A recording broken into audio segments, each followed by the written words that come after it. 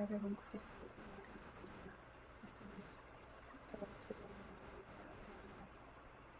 uma ideia não era marcar ninguém.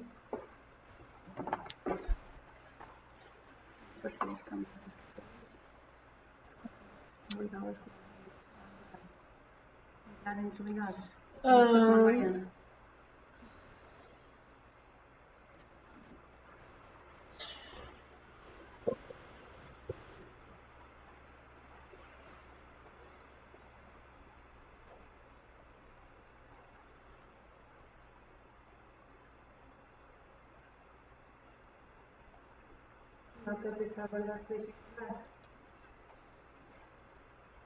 Era depois.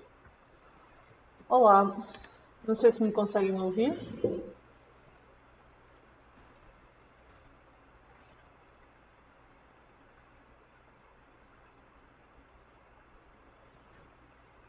Bom dia. Bom dia.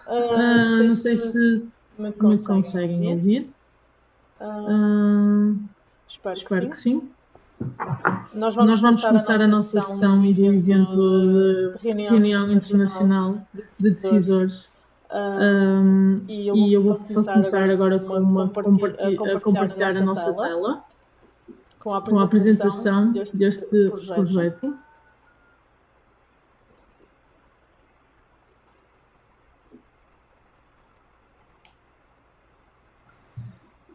Então, o meu nome é Cláudia Pires e eu sou a gestora e facilitadora do Núcleo de Inclusão.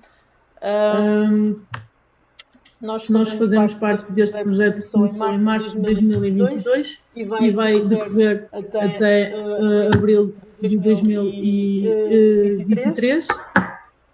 Às 9h30 nós vamos arrancar com uma pequena apresentação do projeto.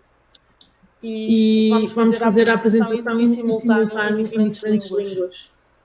Este projeto é dirigido a jovens com deficiência em Portugal, por isso a língua principal será em português. No entanto, este evento vai ser realizado em inglês, em espanhol e todas as outras línguas que uma pessoa consiga traduzir, incluindo a língua gestual portuguesa.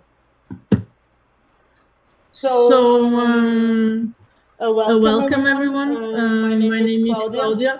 I'm a project manager in Núcleo de Inclusão. It's a Portuguese organization based in Guimarães. We are presenting now the meeting for international decision makers. This is an event part of the project called Seeds of Change. It's a project that started in March 2022 and it will go along April 2023. We will have several events and it will be composed along the year between online and in-meeting events. This event is going to be a bridge created between the international scenario and the Portuguese young people.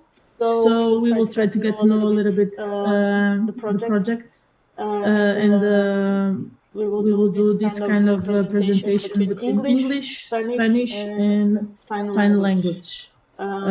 So if you have any questions, please try to write and we will have some debate in between presentations that you can participate. We need to take in consideration that this event is very informal. So let's try to get a little bit light mood and to talk a little bit about disability. It's the entire point of this project.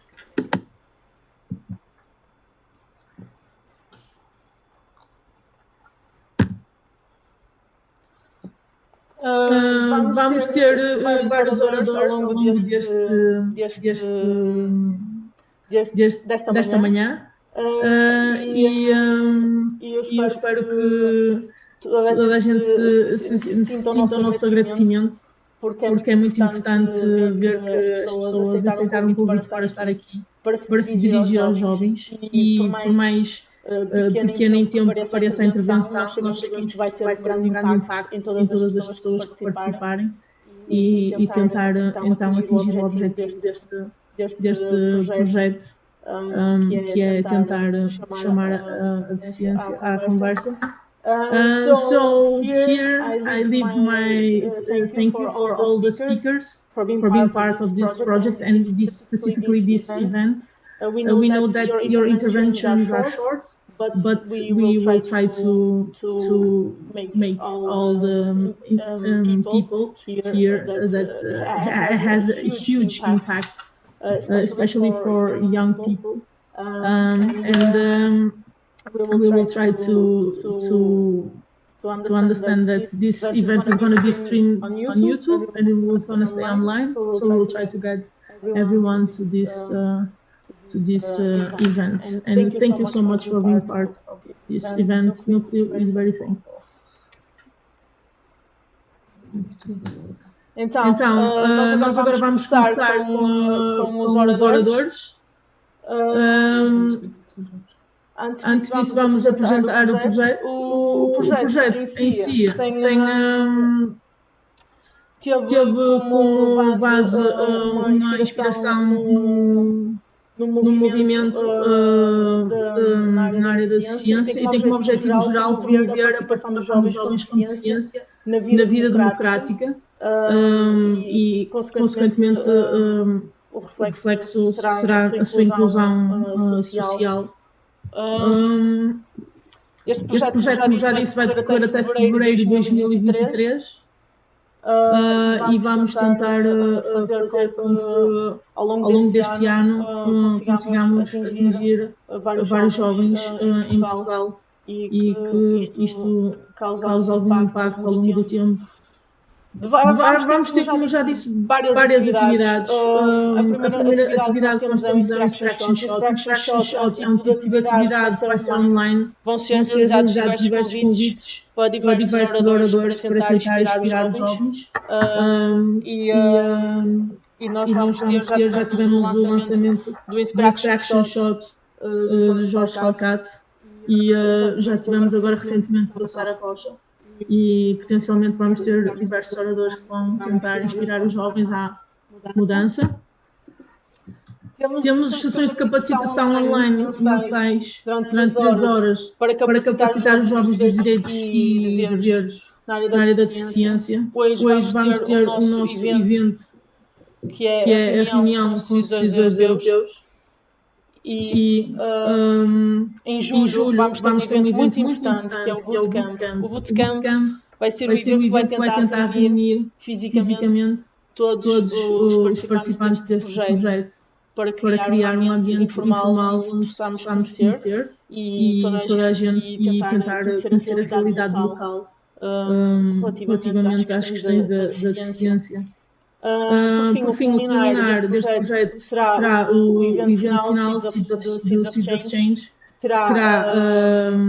O evento será presencial e com transmissão online, em que vamos tentar então reunir os 40 jovens e todos os elementos que fizeram parte deste projeto ao longo do ano e assim tentar entender o que foi aprendido e ver realmente qual é que foi o impacto deste projeto. Ao longo do ano vamos ter reuniões de trabalho regular, este projeto é construído para pessoas, por pessoas e todos os participantes têm uma voz ativa ao longo deste ano, por isso todas as intervenções são bem-vindas.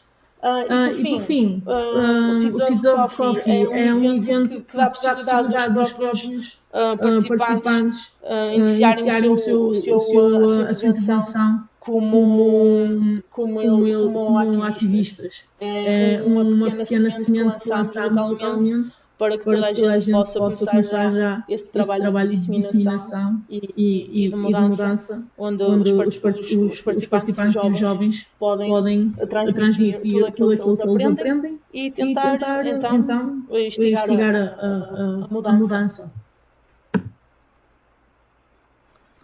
Agora, com os 2 minutos de atraso, mas sem problema nenhum, temos a nossa primeira convidada, a Gisela Neves, a professora investigadora na área da comunicação inclusiva da Universidade da Março. E vamos passar agora a voz e a intervenção a professora, que eu vou pedir para ativar o som e vou para interromper. Muito obrigada. Por favor, confirma se me ouvem bem. A nossa parte, sim. Ótimo. Começo por agradecer o convite para estar convosco e para vos dar os parabéns pela vossa iniciativa, que acredito que serão mesmo as tais sementes de mudança que se propõem para os jovens portugueses. Estou a falar em português. Apologies for all the non-Portuguese speakers, but I believe this will be later translated into English. This is for our Portuguese young audience, so if you don't mind, I will continue in the Portuguese language. Como estava a dizer, dirigindo-se este evento aos jovens portugueses, decidi falar em português. Não sou uma decisora europeia, nem decisora de qualquer espécie. Sou apenas uma portuguesa que se encontra neste momento no Catar, a contribuir para que se dê a mudança naquele país, da mesma forma como fiz os meus possíveis em Portugal, para que a acessibilidade fosse uma realidade no nosso país. Pediram que partilhasse convosco alguns olhares sobre o que se está a passar no Catar, no que toca à acessibilidade. Antes disso, queria só localizar-vos um pouco no tempo e no espaço. Pois bem, o Catar é um pequeno emirato que se encontra no Médio Oriente, pequeníssimo. Se repararem, está aqui representado com um indicador vermelho, e nós, Portugal, estamos no outro canto deste mapa, ali no centro. Digamos que estamos a cerca de 7 horas de voo entre Portugal e este pequeno país no Médio Oriente. O Catar é uma península pequeníssima, ali entre os Emirados Árabes, a Arábia Saudita. Temos uma enorme extensão de mar, e isso partilhamos com o nosso Portugal. É um país plantado também à beira-mar. Quem é o Catar? Esta pequena península no Médio Oriente tem cerca de 3 milhões de habitantes. Ou seja, Portugal tem 3 vezes mais habitantes do que o Catar. É um país muito jovem. Eu sou mais velha do que o Catar. Só em 1971 é que este pequeno país teve a sua independência, e anteriormente pertenceu ao Reino Unido, era um protetorado britânico. Por isso mesmo, é um país bilingue. A língua nacional é o árabe, mas o inglês é a segunda língua, e diria que a maior parte das pessoas que moram no Catar falam pelo menos o inglês. É um país muçulmano e tem toda a ordem social que daí advém. O que é muito curioso é que o Catar, apenas 10% dos residentes são nacionais. Tudo o resto são pessoas do mundo. A maior população é indiana, e eu estarei entre os cerca de 17% europeus, pessoas vindas do outro lado do mundo, que todos juntos estamos a contribuir para construir este jovem país. Um país feito de contrastes. Por um lado temos a antiguidade, a cultura que se mantém muito viva e muito forte, lado a lado com um país muito progressista, que se está a construir a uma velocidade incrível, todos os dias abrem novas estradas, novas autoestradas, novos edifícios, novos centros comerciais. Um país em franco desenvolvimento. Um país que, portanto, preserva a sua identidade, ao mesmo tempo que se assume como global, como um país do mundo. O que é muito importante na cultura árabe e no Catar é que tudo assenta na família.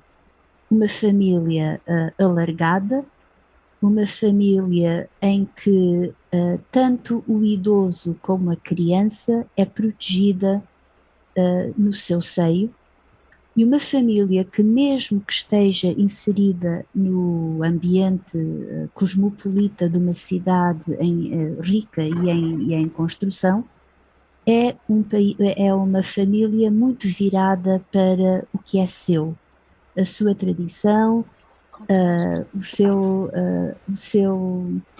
sua herança nómada, a sua herança tribal, o que faz com que, por um lado, se feche em si mesmo e, por outro lado, se proteja de qualquer agressão exterior, quer seja real, quer seja percepcionada. Partilho convosco estes dados porque são muito importantes para aquilo que nós queremos falar hoje, que é a questão da deficiência. Sendo este país culturalmente protetor dos seus membros potencialmente mais fracos, é natural que se proteja também aquelas pessoas que possam ter uma deficiência ou que, de alguma forma, possam correr mais riscos em termos da sua integração na sociedade. Isto tem vantagens e tem desvantagens, o que faz com que, especialmente as pessoas com deficiência e os jovens em particular, sejam muito protegidos e que a sociedade se torne algo assistencialista. Mais do que dar autonomia, mais do que incentivar a que a pessoa cresça por si só, é uma sociedade que procura proteger para que nada lhes possa acontecer. Falando agora um pouco sobre mim e sobre o que é que eu estou a fazer neste país, fui para o Catar em 2014 para a Hamad bin Khalifa University, e quando fui contratada para ser membro da única universidade natural do Catar, no âmbito da Qatar Foundation, fui contratada apenas para lançar um curso de tradução audiovisual.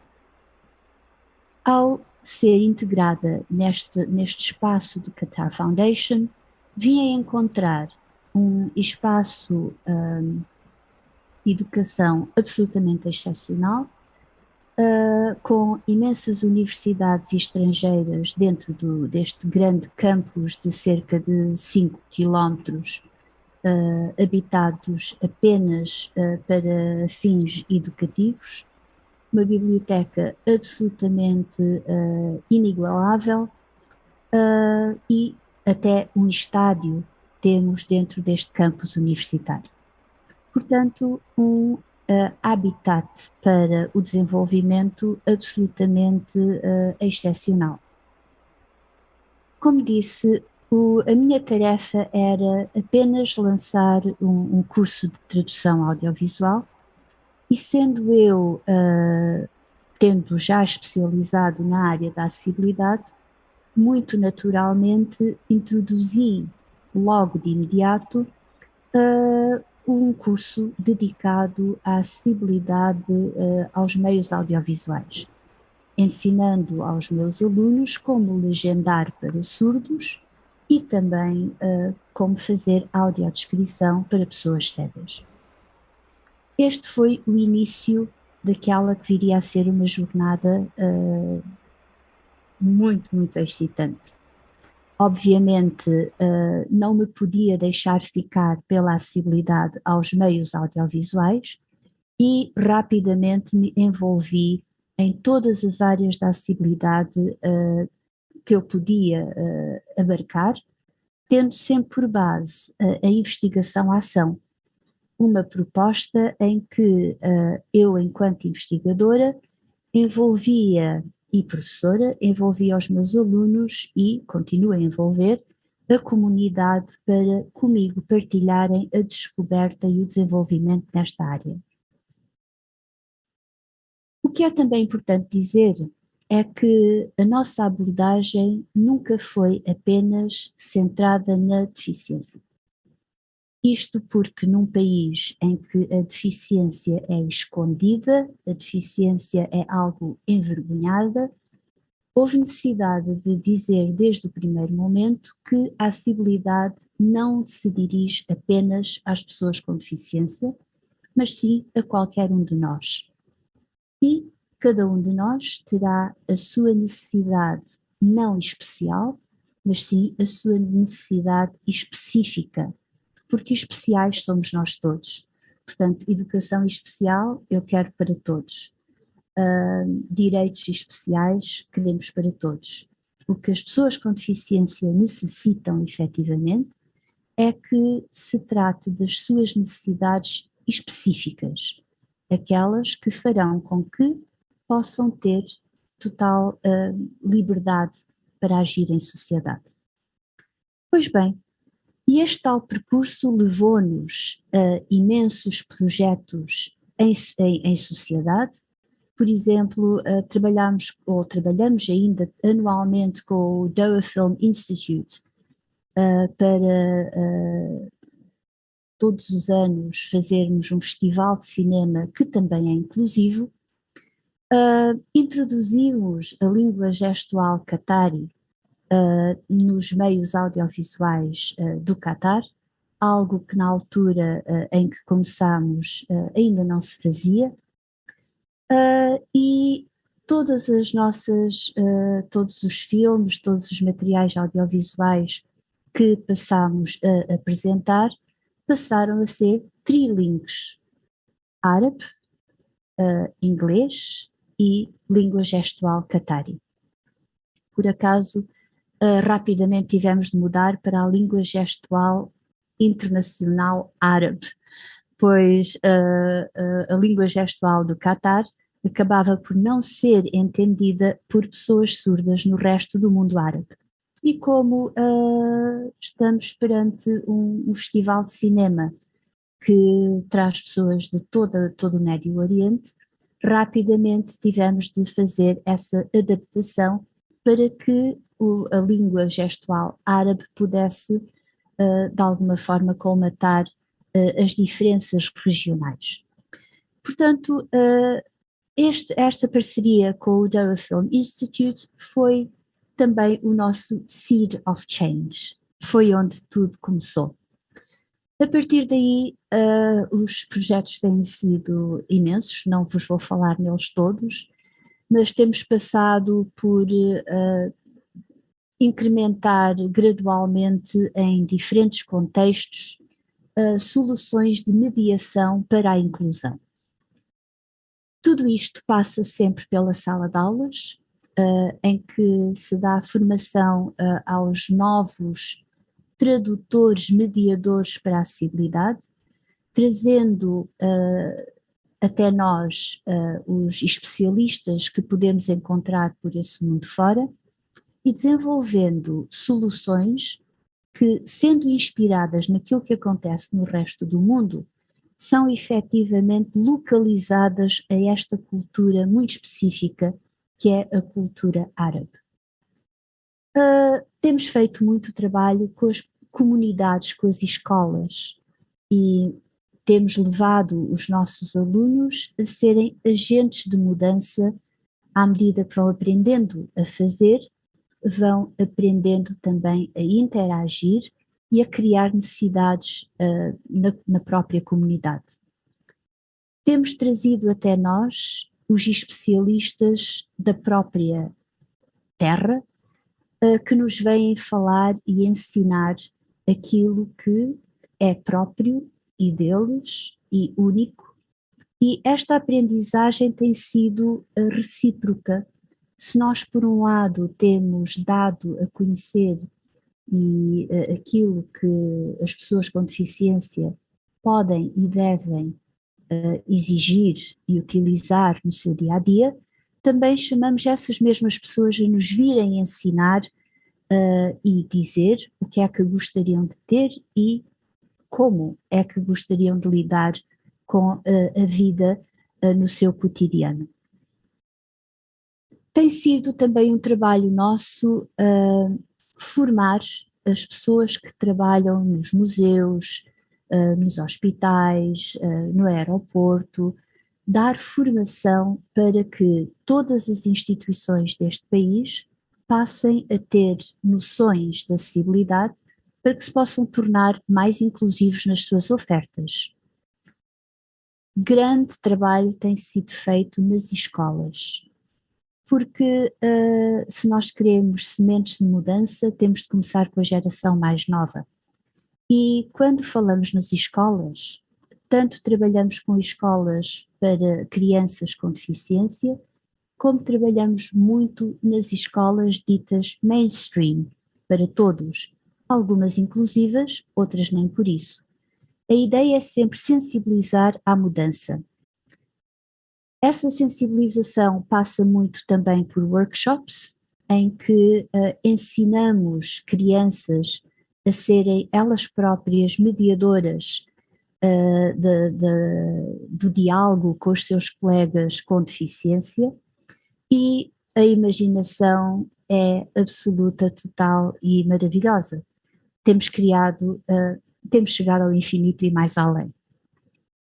Por vezes utilizamos equipamentos especializados, outras vezes utilizamos aquilo que temos à mão para podermos criar materiais alternativos, e às vezes somos ousados e vamos mais longe. Aqui podem ver o aeroporto do Qatar, tem uma peça maravilhosa, enorme, que é o Giant Teddy Bear, e milhares para não dizer milhões de pessoas passam por este aeroporto e sentimos que as pessoas cegas não saberiam o que esta peça, ícone deste espaço, qual seria a aparência desta peça.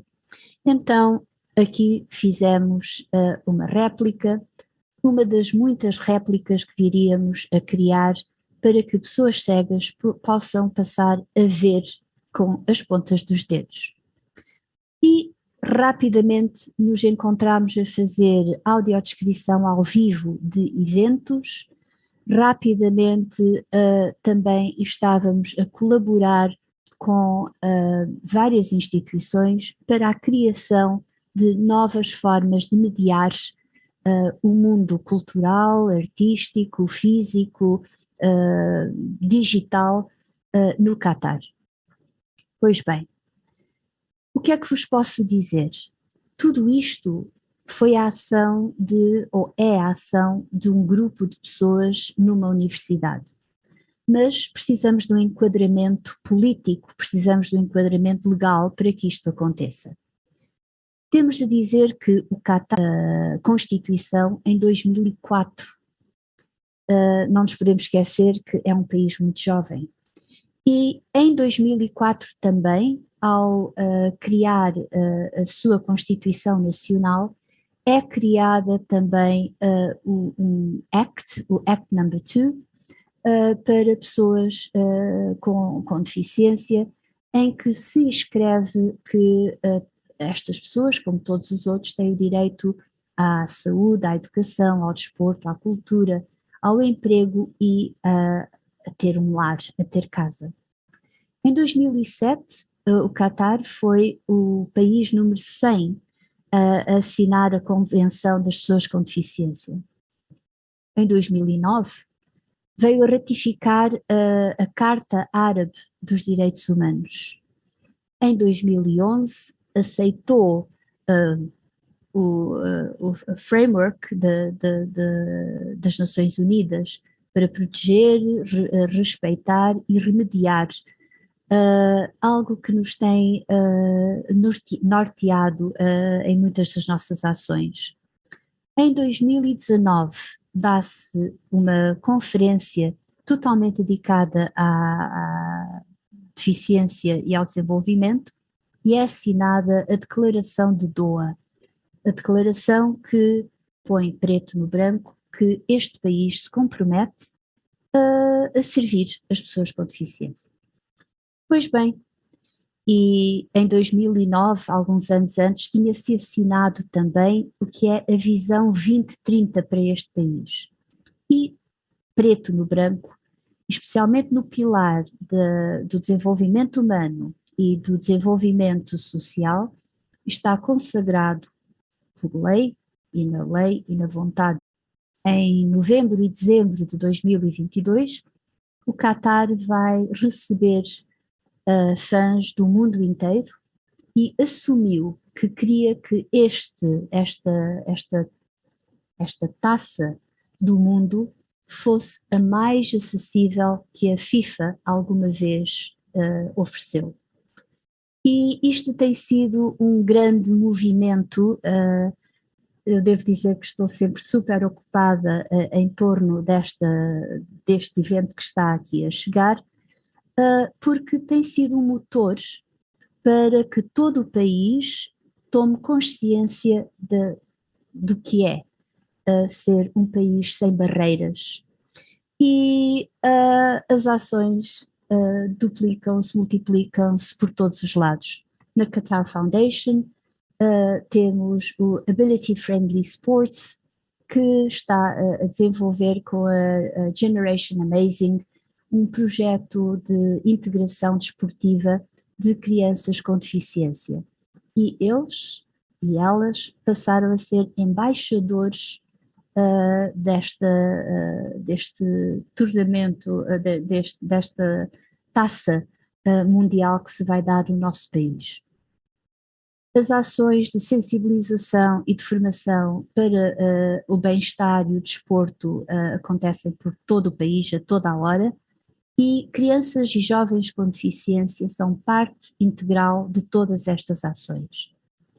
Todos os estádios, todos os espaços têm sido auditados para garantir que estamos com as condições necessárias para este evento. Ensaiámos na Taça Árabe o ano passado a primeira audiodescrição ao vivo dos jogos de futebol e lá estaremos este ano mais uma vez para o Mundial com a audiodescrição ao vivo de todos os jogos, bem como de qualquer celebração que se dê, a abertura, o fecho dos jogos terão audiodescrição em árabe e em inglês. E o que é também muito bom de ver é que entre os voluntários já temos voluntários com deficiência. Nada sobre nós sem nós e nada sobre a sociedade sem nós, e por que não dar visibilidade às pessoas com deficiência, colocando-as lado a lado com todos os outros. Temos embaixadores, representantes deste grupo de pessoas, jovens atletas que ganham medalhas nos Paralímpicos, que são a voz e a cara de um grupo enorme de jovens com deficiência no Qatar, que aos poucos, devagarinho, timidamente, estão a sair de casa, estão a sair da casca e estão a ser sementes de mudança.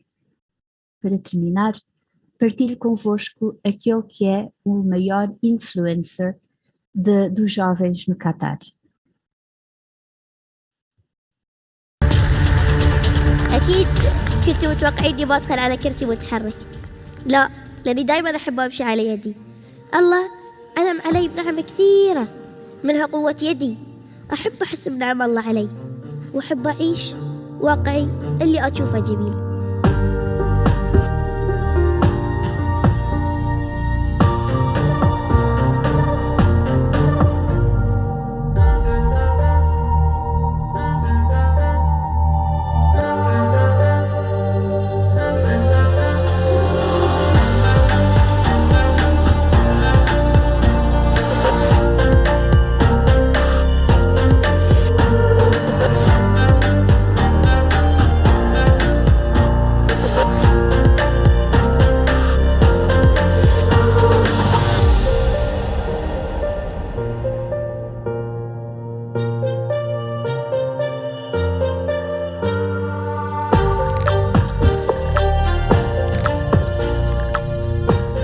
طموحات كثيرة حققتها بفضل من الله، ثم جهدي ودعم أسرتي ووطني.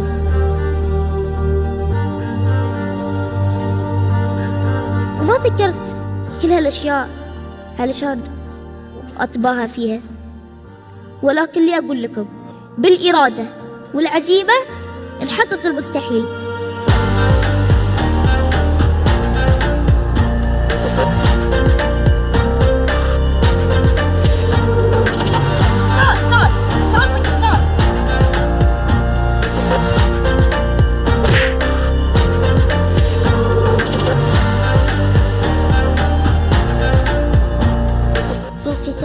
أقول شكرا قطر، شكرا أسرتي، شكرا لكم، والسلام عليكم ورحمة الله وبركاته.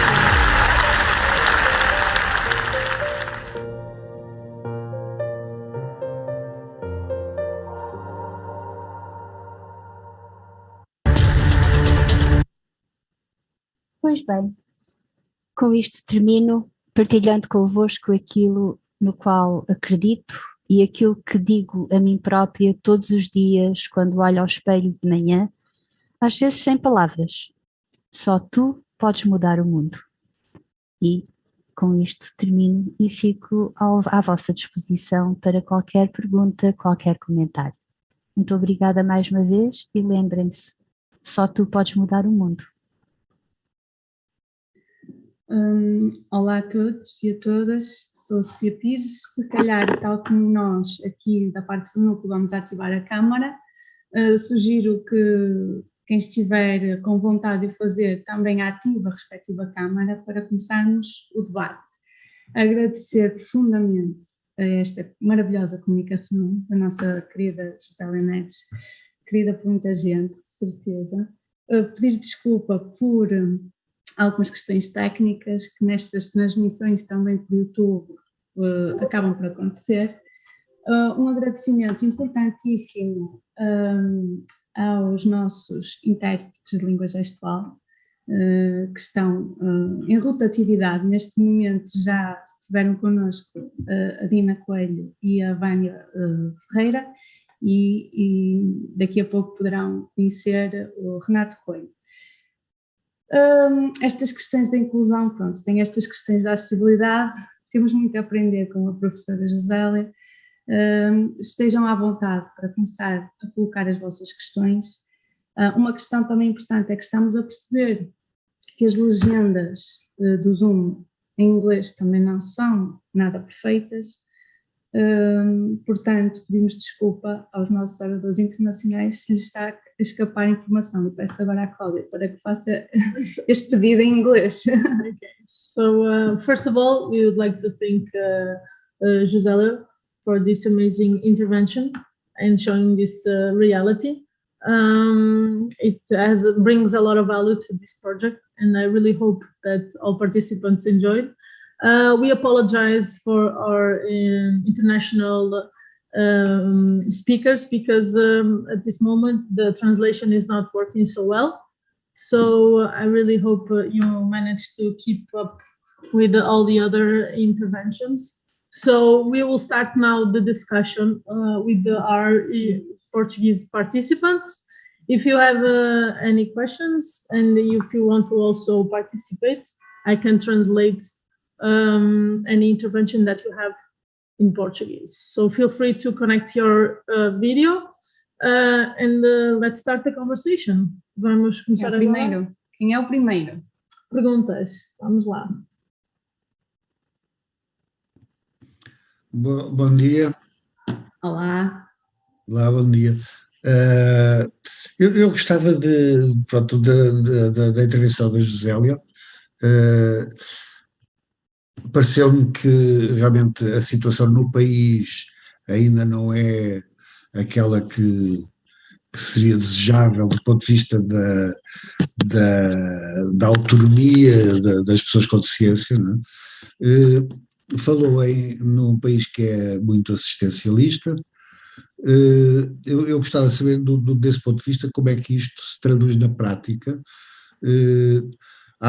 Isto reflete-se numa política de institucionalização das pessoas com deficiência ou as pessoas com deficiência estão com as famílias, ou estão em instituições, e, por exemplo, como é que isto se reflete no ensino? Se a escola é inclusiva, se as crianças com deficiência frequentam a escola normal ou não, escola comum. E, por outro lado, tenho uma curiosidade também, que é se esta proteção que falou das pessoas com deficiência é generalizada, quer dizer, se é igual para os nativos do Catar e para os imigrantes, porque tem uma população enorme de imigrantes e que nós temos a noção de que não têm as mesmas condições de vida que têm os naturais do Catar, e gostava de saber um pouco se esta proteção é igual para estes dois grupos lá da população. Muito obrigada pela pergunta, Jorge. É um prazer vê-lo, ou revê-lo. São perguntas muito pertinentes. Vou começar com a questão do assistencialismo. O país é naturalmente assistencialista para todos, independentemente de terem ou não terem deficiência. Sendo um país muito rico, há também grandes diferenças de extrato social, e quem está na classe média alta espera muito que o ajudem. Eu dou 2 exemplos que a mim me chocaram terrivelmente quando cheguei ao Catar. Vamos ao supermercado e temos alguém que nos coloque os alimentos, as nossas compras dentro de sacos de plástico, que agora já são de papel por uma questão de sustentabilidade. Vamos a qualquer sítio e deixamos o carro à porta e há alguém que nos vai arrumar o carro. Portanto, é de facto uma sociedade que se pauta por alguém que faça por mim. Quando toca à pessoa com deficiência, isso acaba por ser muito mais visível. Dou também o exemplo. Eu tenho alunas e alunos com deficiência. Eu vou dar o caso de uma aluna em particular que é cega, que vem com a empregada que lhe traz não só a pasta como a mala de mão, como ela recusa-se a usar uma bengala e é levada pela mão. Uma mulher de 23 anos é levada como se fosse uma criança de 4 ou 5 anos.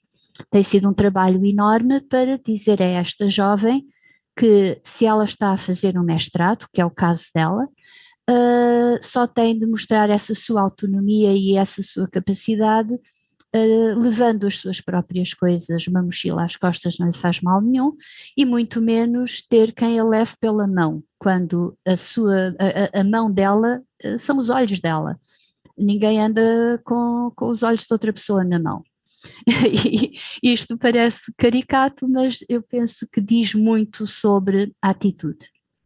Quando me pergunta sobre instituições, existem instituições, mas tanto quanto eu sei, só em casos extremos é que há mesmo a institucionalização. Sendo a tal, havendo as famílias alargadas e sendo uma sociedade assistencialista, as famílias tendem a trazer para casa a maid, a empregada, a enfermeira, que vem ajudar com essas pessoas que precisam de mais apoio. No que toca às escolas, fez-me também a pergunta se é igual para os nativos, os cataris e os imigrantes. Obviamente que não. Os nacionais têm muito mais assistência e muitos têm melhor qualidade de vida. Os não cataris continuam a ser apoiados, mas não na mesma proporção. E isto verifica-se nas escolas. Existe um sistema educativo bipartido com um núcleo de escolas particulares muito grande, muito significativo. Maior parte das pessoas estrangeiras vão para essas escolas, para a escola inglesa, para a escola francesa, para a escola indiana, para a escola filipina, porque querem manter essa relação com o seu país, e aí dá-se o ensino inclusivo. Com apoio das tais do ensino especial, eu peço desculpa, mas este termo a mim mata-me, nada disso, mas é assim que se chama, e têm os tais professores de apoio de ensino especial nessas turmas com meninos com deficiência. Temos depois escolas especializadas. Temos a Alnur, que é para meninos cegos, temos a Chafala, que é para meninos com autismo, temos a escola de surdos, como acontece em outros países. Em árabe, não acabam todos os outros meninos que não são árabes, não têm lá entrada. E fico por aqui para poder responder a outras questões.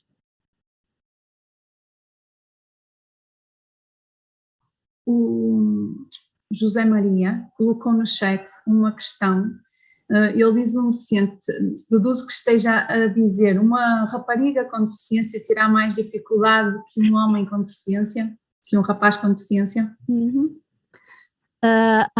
Eu sei que há muita curiosidade sobre o papel da mulher e o lugar da mulher na sociedade árabe, de modo especial no Catar. É claro que a mulher tem maiores dificuldades do que o homem em aceder a uma série de facilidades em qualquer espaço do mundo árabe, embora o Catar já esteja muito mais aberto do que muitos outros países árabes. No que toca à deficiência e no que toca à educação, não vejo diferença, muito honestamente. Tanto a menina com deficiência como o menino com deficiência têm acesso às mesmas condições, têm acesso às mesmas oportunidades. Onde é que as coisas esbarram? Não passa pela deficiência em si, passa pela cultura. Seja uma família com filhos com deficiência ou não, a menina acaba sempre por ser mais protegida do que o rapaz. Estou a pensar no desporto, por exemplo, e isso tem-se notado muito. Tem havido um grande esforço para que a rapariga passe a ser também ativa, fisicamente ativa. E passa por exemplo, ter de ir para a piscina com um burkini, em vez de ir com um fato de banho cavado, ou a rapariga ter de jogar futebol com hijab. Mas tudo bem, faz parte da cultura, há que respeitar a cultura, desde que a mulher passe a ter as mesmas oportunidades que os homens. É um processo lento, não vamos mudar de um dia para o outro, já estamos a fazer muitas mudanças e o progresso está a ser enorme, está a ser muito rápido. Mais alguma questão? Porque, entretanto, não sei se repararam, deixámos de escalar um bocadinho a intervenção da professora Josélia porque teríamos a ausência da próxima oradora, que não estava a sentir muito bem, em representação da Emil, por isso não estará presente. A Clementine, não sei dizer o nome dela, estava a aguardar que ela me ajudasse a fazer, do Vendance, portanto, deixaríamos a resposta a mais alguma questão e pediríamos à Marie do IDF para estar disponível. Posso fazer uma questão? Sim, olá. Olá, bom dia. Eu estava a perguntar, uma vez que o Qatar é um país tão assistencialista como frio, se já se fala, por exemplo, não haja assistência pessoal, e se já se fala nessa possibilidade, ou se há algum projeto nesse sentido, só a situação em relação à assistência pessoal. Obrigada. Muito bem, Catarina. Está a perguntar sobre a assistência pessoal, certo? Sim. Eu gostaria aqui até de falar em 2 tipos de assistência pessoal, se me for possível. Como disse, sendo um país assistencialista, obviamente a assistência pessoal é uma prioridade. O que acontece muitas vezes é que esse assistente ou essa assistente não é necessariamente qualificada para ser uma assistente produtiva ou produtivo, sendo mais um fator de proteção do que um fator de desenvolvimento. Um outro assistente que ainda não acontece no Catar é o assistente animal, porque eu estou a pensar no cão-guia, estou a pensar em outros animais que muitas vezes são assistentes preciosos para pessoas com deficiência. No Catar, só se fosse um falcão, e o falcão não tem apetência para assistir de forma útil na navegação do mundo. Isto por várias razões. Os cães, de modo particular, e volto à questão da cultura. A cultura tem um enorme peso neste país. Os cães não são bem-vindos no núcleo familiar, por questões religiosas, por questões culturais. Então, pessoas cegas, pessoas surdas que podiam ter a assistência desses animais e assim ficarem um pouco mais autónomos, não têm. E achei que seria interessante eu partilhar isto convosco, porque num país tão assistencialista, os animais não estão a dar assistência. E os assistentes não são necessariamente qualificados para potenciar aquilo de excepcional que cada pessoa tem. Embora no país se fale muito em ability friendly approach, que é alavancar as habilidades das pessoas em vez de resolver as dificuldades ou as deficiências que possam ter. Não sei se respondi à sua pergunta, Catarina. Sim, obrigada. Obrigada eu. Eu sei que este debate poderia continuar. Pedimos é que os 5 minutos ou 4 que estamos a ganhar tempo seja distribuído pelos próximos oradores. Portanto, muito obrigada. Se puder acompanhar amanhã e depois nos próximos debates também podem fazer intervenção. Um abraço a todos e muito obrigada eu. Adeus. Obrigada. Apresentamos... Agora pedimos a todos os participantes que desliguem as câmaras e o áudio e vamos passar à próxima interveniente. Here we will have next from our international guests Marie. Marie, she's coming from European Disability Forum, EDF. It's an international organization with a huge impact in the field of disability. So, Marie, if you're available, I would ask you to start your presentation. And thank you so much for being part of this event and for accepting our invitation. So now we can start presentation. Okay. Yeah, thank you very much for having me. Sorry, I will speak in English. I will try to speak slowly. So if you have problems understanding or you want to ask something, please just raise a hand and you can also interrupt because I don't have actually a formal presentation. I will explain to you first a little bit what our organization does, so the European Disability Forum, and then I will speak about EU policies on accessibility. And that will include everything that is on EU transport accessibility, the European Disability Card I will mention also because it is quite an up-to-date topic. And I will mention the European Accessibility Act, which is a law that will improve accessibility of products and services. And afterwards, of course, we will leave some time for questions as well. So to start, my name is Marie. I work as a policy coordinator at the European Disability Forum. we are based in Brussels. This is where we have our secretariat, but our organization is a truly European organization with members in all EU member states. And these member organizations that we have are umbrella organizations themselves. So they are usually a national organization that would, for example, in Portugal be CNOD, representing Portugal as a country. But we also have disability-specific organizations that work on EU level, such as the European Blind Union or European Union of the Deaf or European Down Syndrome Association, Autism Europe, etc. So we work with different categories of members. And maybe important to know also is that we are an organization of persons with disabilities and not for persons with disabilities, which is important because it means that in our management, there can only be persons with disabilities or family members. So it could not be a service provider for persons with disabilities. And our main task is advocacy. So lobbying the EU institutions, which would be the European Commission, mainly the Council and the European Parliament. And so this is why also we are based in Brussels, because as you know, all the institutions are based here as well.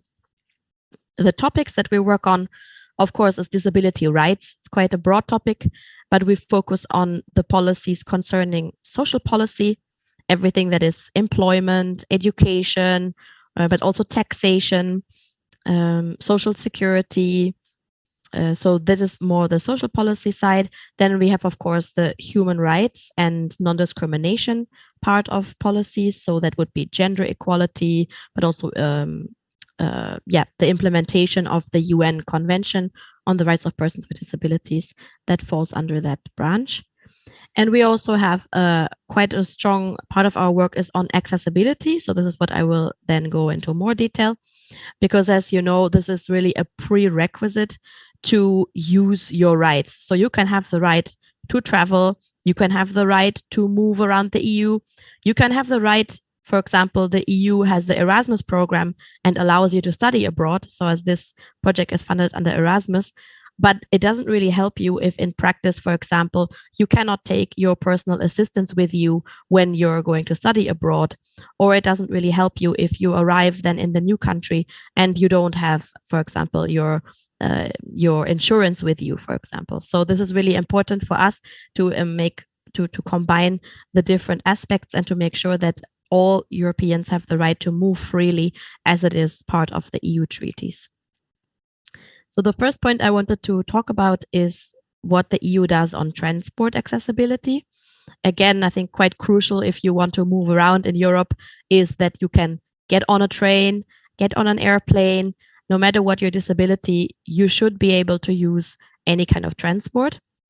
The reality, as you know, is not so easy. So there are so many obstacles to transport accessibility. It is the truth. I mean, if you want to get on the bus, even if it has a ramp maybe and you're a wheelchair user, the ramp might not work. Maybe the driver will not stop. Maybe they are not trained to help you.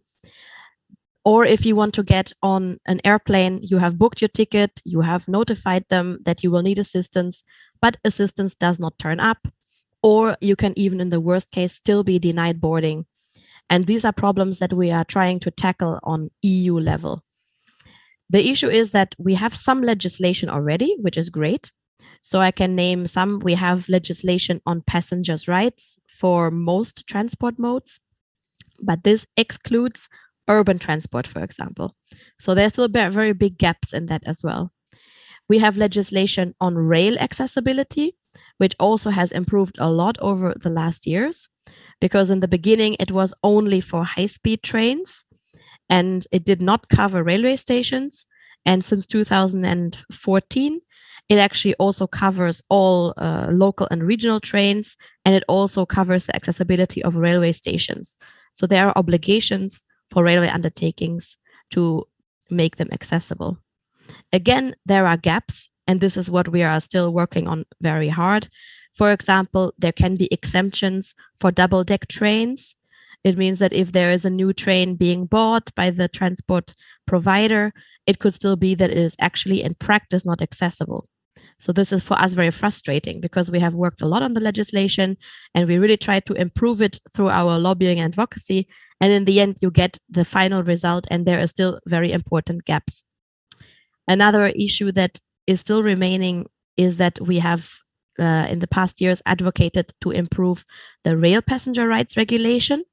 And we are especially focusing here on the assistance at railway stations, because you have a right to assistance, but at the moment it is still limited. So you have to book it in advance. And previously you actually had to book it 2 days in advance to make sure that you actually get assistance, which we think is really crazy because nobody can always plan ahead where you want to go and when you want to go exactly. So if you have, for example, an unforeseen work trip and your boss would ask you, can you go tomorrow to Lisbon to this meeting to cover for me? You would have to say, no, sorry, because I could not order my assistance. So we really want to change this, and we have achieved already shortening this pre-notification time, and it will now be 24 hours. But of course, this is still not good enough. So we're really working hard on improving this aspect of transport accessibility. Then we have, as I mentioned, in the passenger rights, we have achieved already quite a lot as well, because you have, as a passenger, right to a compensation if you have a delayed flight or a canceled flight. But for example, if you are denied boarding as a person with disability, you don't have a right to compensation. So we think this is really unfair, and we really try to improve this. And hopefully there will soon be a revision of this text that we can make sure that persons with disabilities are not discriminated any longer.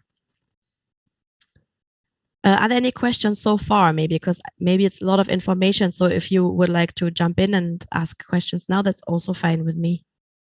I'm going to translate that, Maria, if you don't mind. Sure. Nós gostaríamos, a Maria está a perguntar se alguém para já tem alguma dúvida ou quer fazer alguma intervenção a nível de tradução.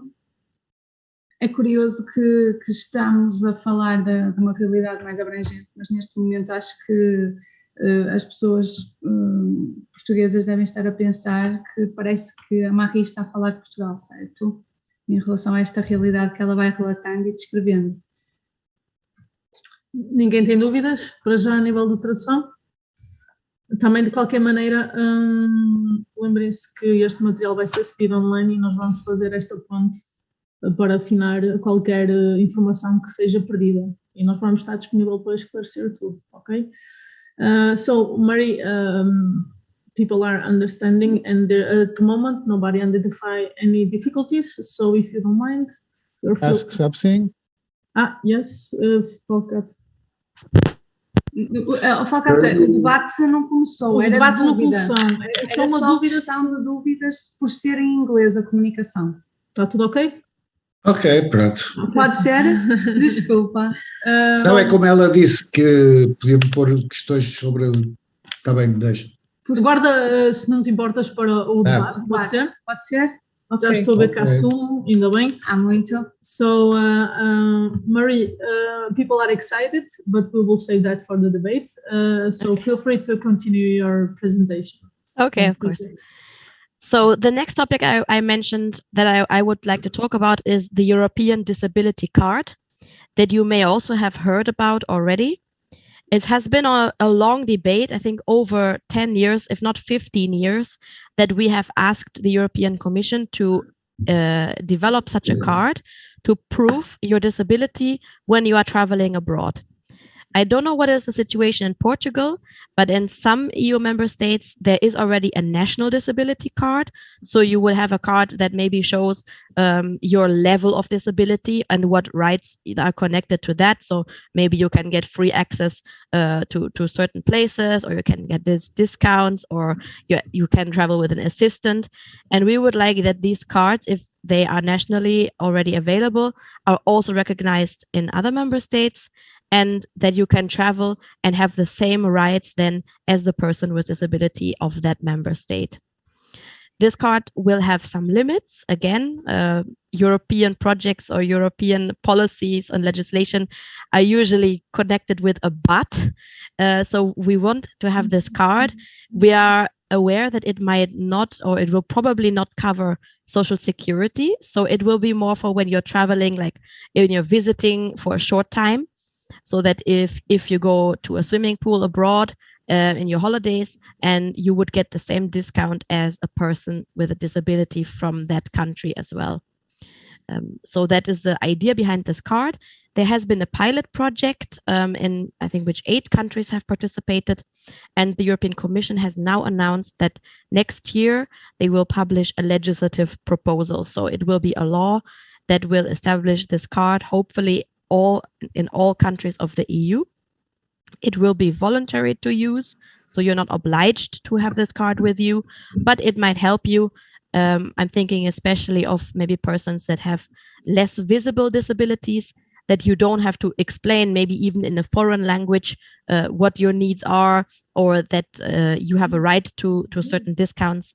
For example, when you want to use the train or the bus locally. So that could be really a huge step forward to just facilitate traveling in the EU. Or if, for example, you are doing an Erasmus student exchange, it could help you maybe access certain support measures at your university, that you have something that shows them that you have a disability that gives you right to these services. And this is really for us an interesting project, because it does not require a lot of resources. Because one issue that we always encounter when we advocate, for example, for more accessible buildings, is that there is the counter argument, yes, but it is very expensive. You may know this. This is always a problem.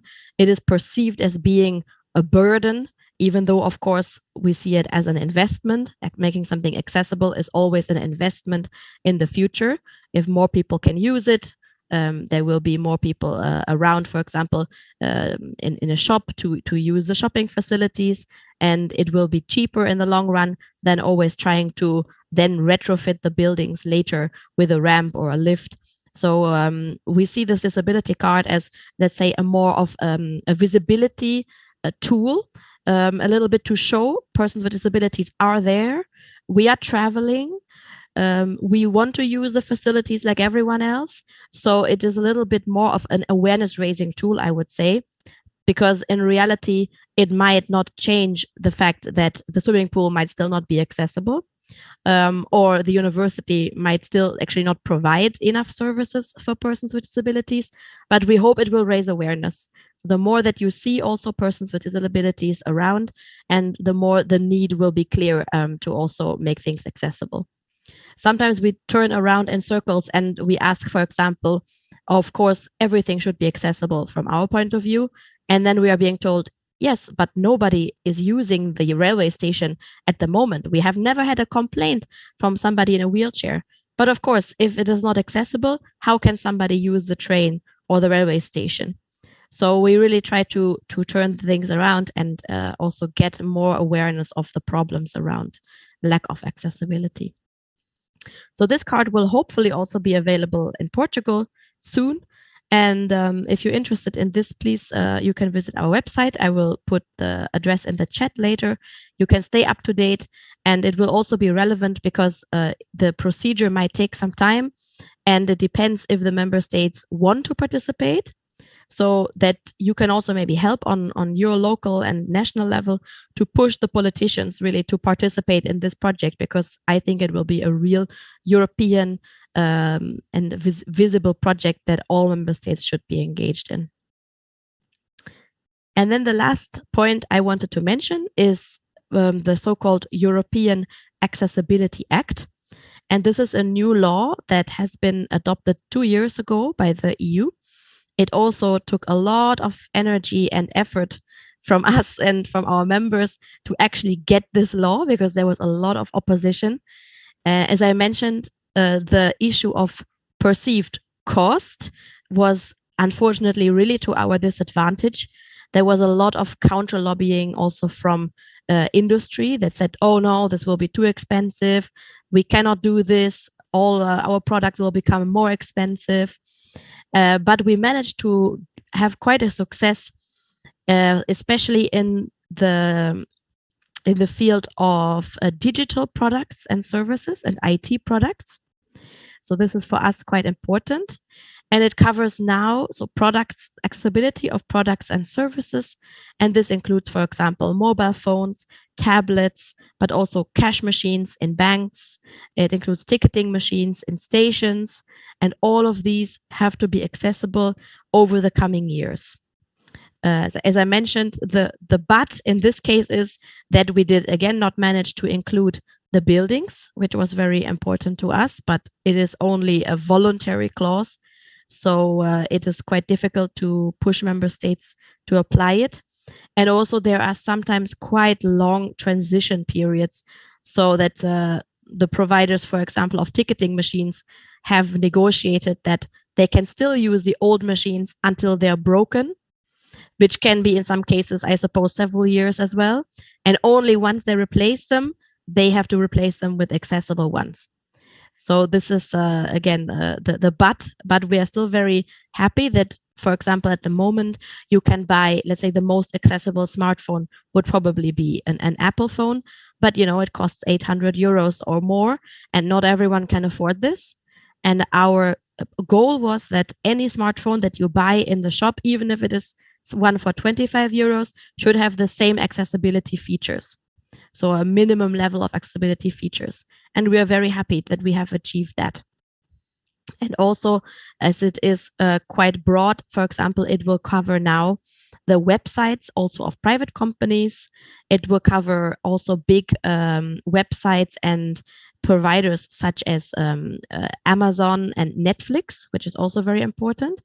So this is something we have achieved, and we're quite happy because we think that this will actually make a big difference in lives of persons with disabilities.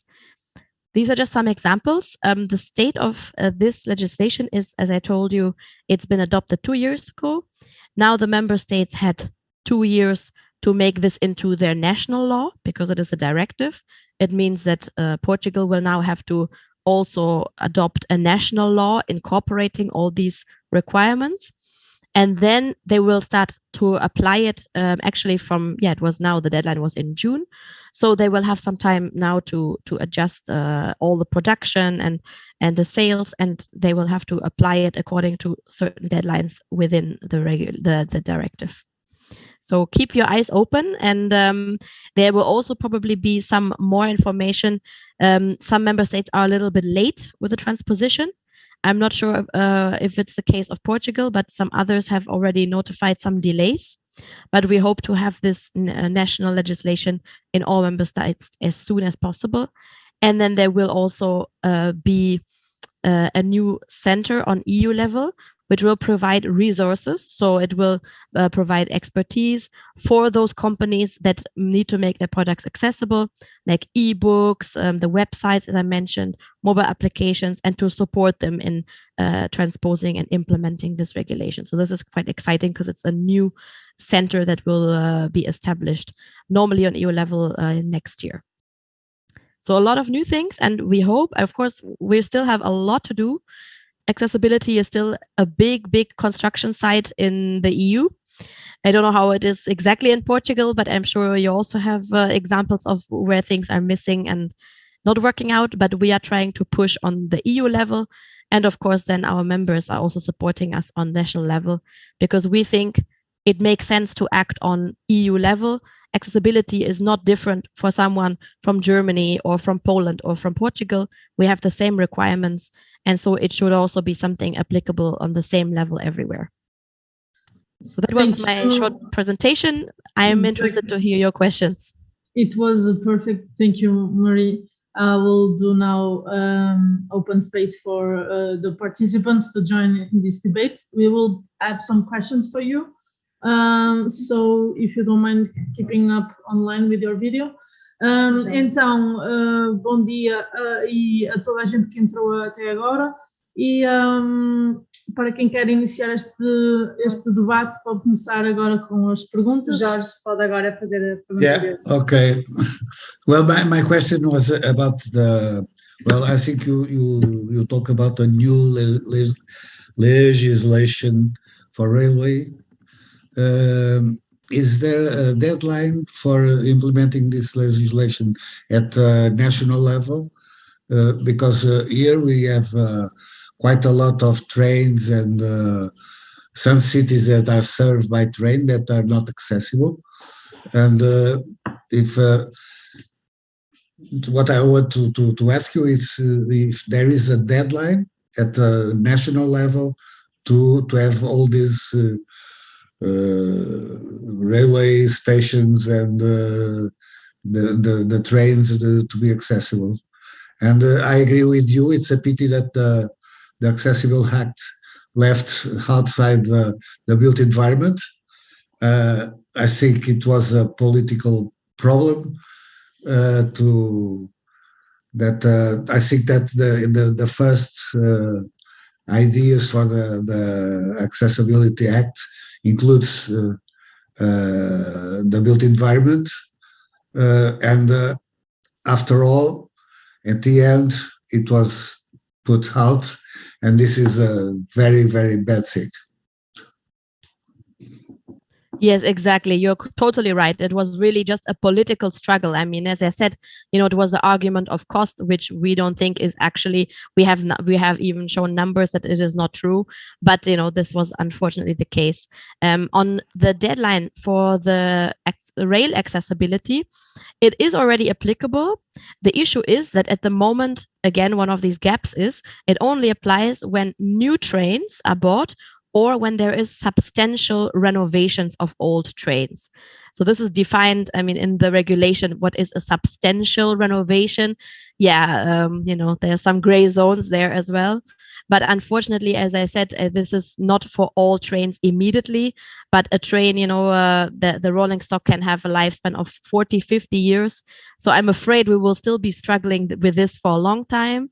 And the same is for the stations. So it doesn't mean that all stations have to be made accessible immediately, because again, costs money, but that there should be, every member state has to have a plan. So Portugal should have a plan which says how long it will take or which stations are prioritized.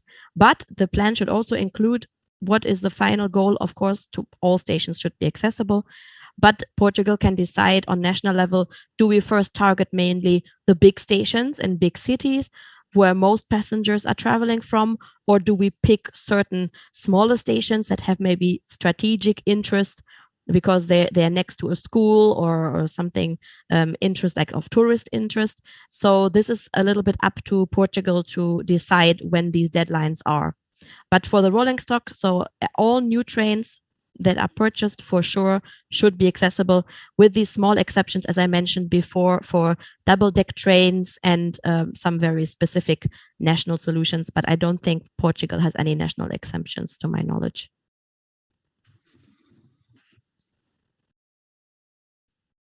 I think we'll have one more question, Maria, if you don't mind. Sara Rocha. Colocaste aqui uma questão no chat, não sei se estás confortável de fazer diretamente à oradora ou se preferes. Eu posso perguntar, sim. Hi, I do have a question. Well, actually, kind of two, but the second one is quite quick. The first one is about the card, the European Disability Card.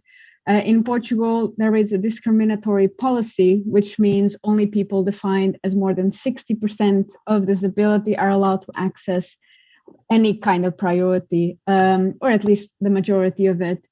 Is the card for every disabled people, or is there any allowance for countries to maintain this percentage and cut off access to the card? And my second question is, do you have any program where advocates, especially youth, can engage with EDF and in the European level? And thank you. Yes, for your first question, this is not really clear yet, but normally how it is that it will still be up to the member state to define who receives the card.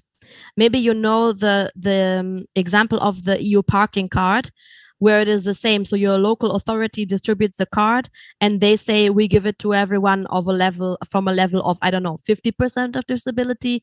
And that varies everywhere. And I'm afraid this will probably still be the practice with a disability card, because we have really tried, but it is very difficult to get the member states to harmonize how they define disability in the first place, who is a disabled person and who receives certain benefits. In some member states, they're very generous and they give cards to a lot of people. And in other member states, you have to prove really a lot of different things before you get access to these type of benefits. So I'm afraid it might still stay the same, that the Portuguese on national level can decide it will only be from this certain percentage, but it's not decided. So, you know, let's see in the legislation. And I think we will lobby for that. The widest range of people should get it. But yeah, I think this will still be probably decided on national level. And on your second part of your question, yes, we actually do have a youth committee for young persons to engage within EDF. And we would be really, really happy to see more people engage and apply, because we have an issue that maybe many organizations have, that we are quite old in general.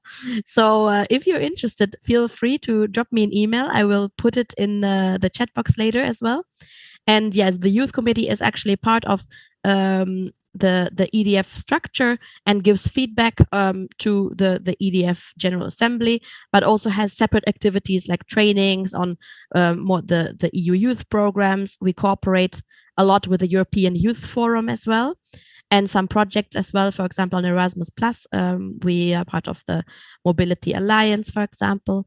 So yeah, that would be, we don't really have, let's say, more like an advocacy like a youth advocacy team, but it would be on giving feedback on EDF's positions and policies in general. And I saw Marie, we will create a bridge between all the speakers here and the specific organizations to all our participants through our Padlet. It's the platform we're choosing to engage the entire group. So we will share that information. And thank you.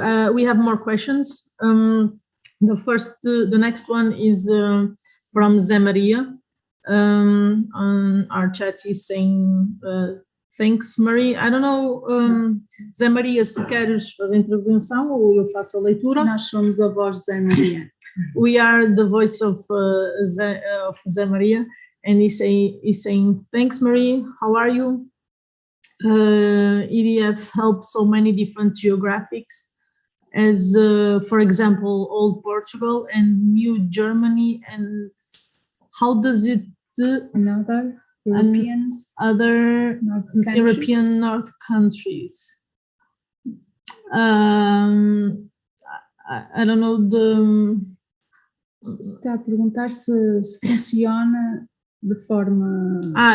if there is any geographical difference between these countries, if you identify maybe some changes in terms of accessibility. A atuação europeia, não é? Yeah, your intervention as EDF is at European level, but não particulariza para o país, certo? So it's not specific to any country, right?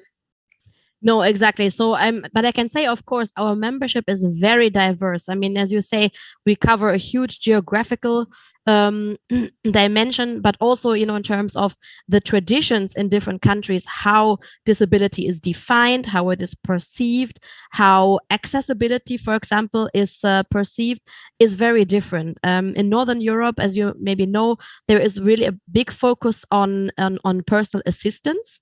So this would be like something which is very normal if you go to Sweden or Finland, that everyone has a personal assistant, but this does not exist basically in Eastern Europe or even other European countries. In Southern Europe, I think it's maybe also still difficult. So also the types of benefits that you receive are different. And we saw this, for example, with the disability card, that we were told from some member states, we don't think we should have this card because it is actually discrimination.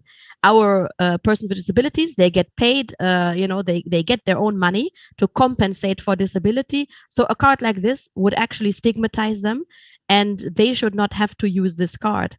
So you see, this is a very big difference in how this traditionally, I think, maybe, or culturally, disability is also perceived.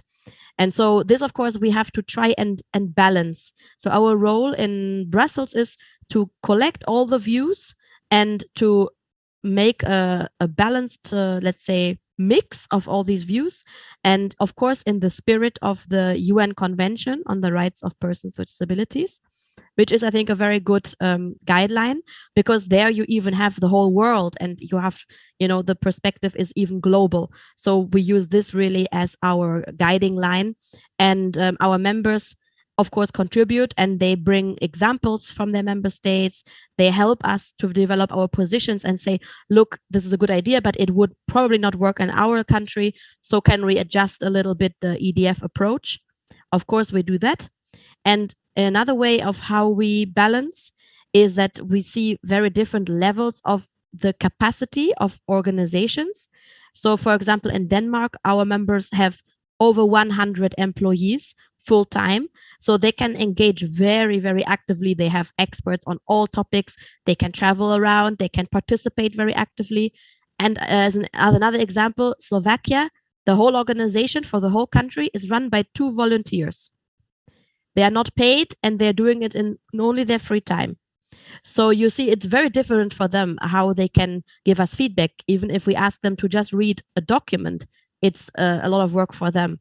So we really try and balance this internally, and also balance, of course, the different views of the different disabilities, because we have, for example, members with intellectual disabilities who are blind, who are deaf, hard of hearing, mobility impaired, and also their perspectives should be reflected in our work. This is a big part of our work, actually, to listen to everyone and try to get a good mix and to say that we can really, truly represent the entire disability movement in the EU. Thank you, Marie. I guess we have 2 extra participants with questions. I'm going to translate. A próxima participante que tinha a mão no ar seria a Mariana. Mariana Candeias. Mariana Candeias, não sei se tu queres fazer a tua intervenção. Hello. Olá, Mariana, então.